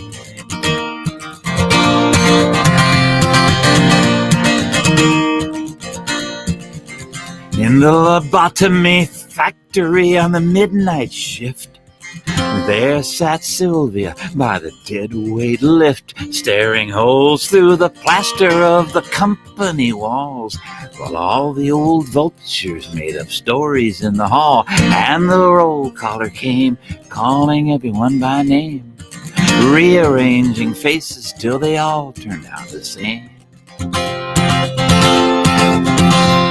They do what they do, and it's all so very strange. Take a shot of the usual if you're looking for a change.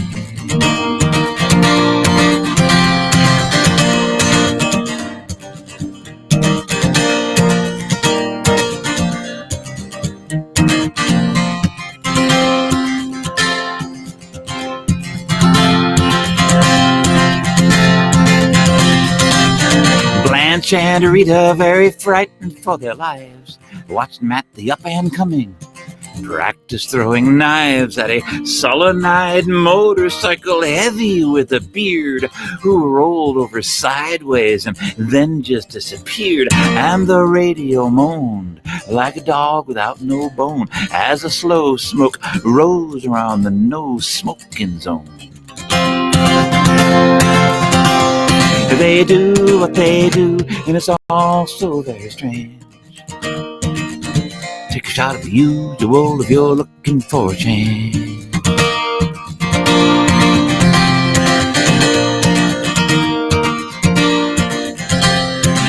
Lynch and my posse played a dangerous game with their bloodhound noses on the trail of Jesse James, who came and went like a vanishing ghost, slipping in and out of handcuffs all up and down the coast. And the victims all got wise how to be better victimized, painting bull's-eye targets right between their eyes.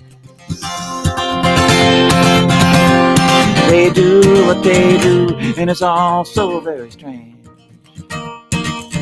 Take a shot at the usual if you're looking for a change.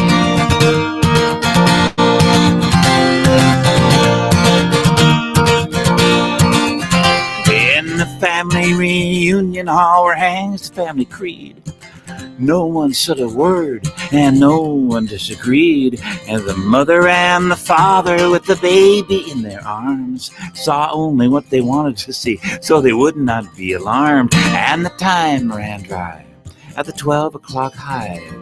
They knotted up their collars and they left without their ties. They do what they do, and it's all so very strange. Take a shot at the usual if you're looking for a change.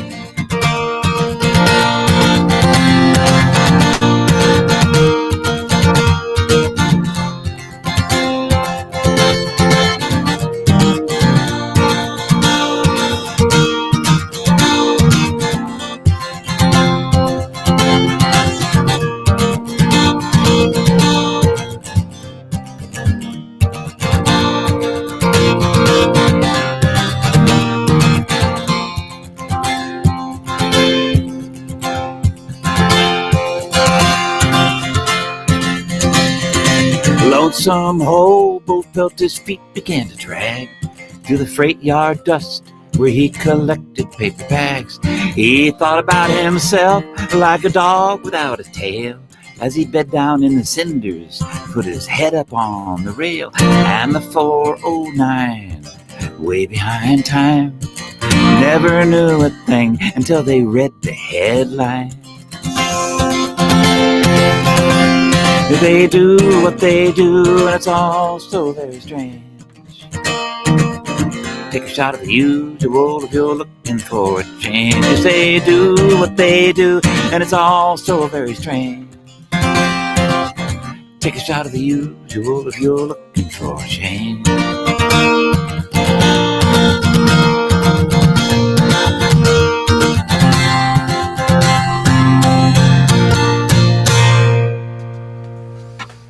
Wow. What's the origin of that tune? The first and the last verse. The first verse was because it was an unusually cold winter. It was 1972. The last verse was something that happened downtown outside of where the OK Hotel was, also in 1972, when a homeless guy, hobo guy, got run over by a train, and all the verses in between are the members of a family that I used to hang out with. Really? They're all real people. Yeah, I just kind of moved them around a little bit and kind of added characteristics and stuff. But and I went over one day to sing it to them. I got to sing it to everybody in the same day because I do like two, I got like two verses into it. Then one of them, they all hung out together. So I would get like two verses into it and someone would come in. Oh, I have to start over again. And so about an hour later, I finally got to finish the whole song. My God. Yeah. That's a great one. It was a trip. That's a great one. Yeah. Jim, it's been a pleasure, sir. It's been good having me here, Bill. Yeah. Having you here. It's been good being here. It's been great. There has been no bird food in the birdhouse, though, the tree house, though. No? There were no seeds. Food? I didn't get any seeds or anything here. So, really? next time a little, I have to restock the feeders next time. Sorry, man. Right. I was distracted. Cool. Anyway, good job. You should have a TV show when this thing is over. You would really be good having your own TV show. Yeah, I'm serious. Yeah. Yeah. Oh, excellent, sir. You're right on top of it. Thank you, sir. I hope we can do this again. Man. Oh yeah, I don't see why not. I'm having a blast. Right on. I'll get my poetry more together. It's like everything is thrown around and messes. I sort of know where the songs are, which is my main focus. Right. But those other things, I mean, I love reading them. They're fun, you know, and sometimes they, you know. They're worth hearing. Sometimes they work better than other. They're worth hearing. Got to get you with that Ethernet cable too, man. I mean, I don't know. It seems like your signal gets janky in the evening times. Yeah, it does. Well, you were freezing on me. I could hear you, but your image was frozen. It's a question of just me going to get it. You know, I get sidetracked and I don't do things. Yeah, you know? I know. See, I'm frozen right now. Yeah, I do that, and my hand stays in the air. Yeah, you know, that's cool. That's whatever. Cool. It's a nice move. It is cool. It is a nice move. Yeah. Well, usually you do your live streams usually in the late morning, early afternoon, around in there. So I do one on Wednesday, 11 o'clock, and on Saturday or Sunday is one in the afternoon. Right. So but they would both be better with an Ethernet. I mean, right. Everything is set for me to do it. I just have to go get the bleeding thing. Right. The expletive deleted thing. Oh, right. From the expletive deleted store, and then I'll be fine. And they're cheap. Yeah.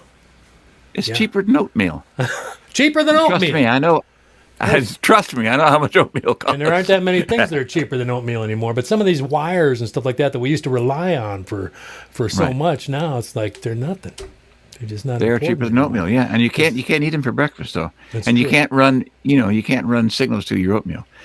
So have you tried this? Anyway, Bill, thanks for having me. And my pleasure, sir.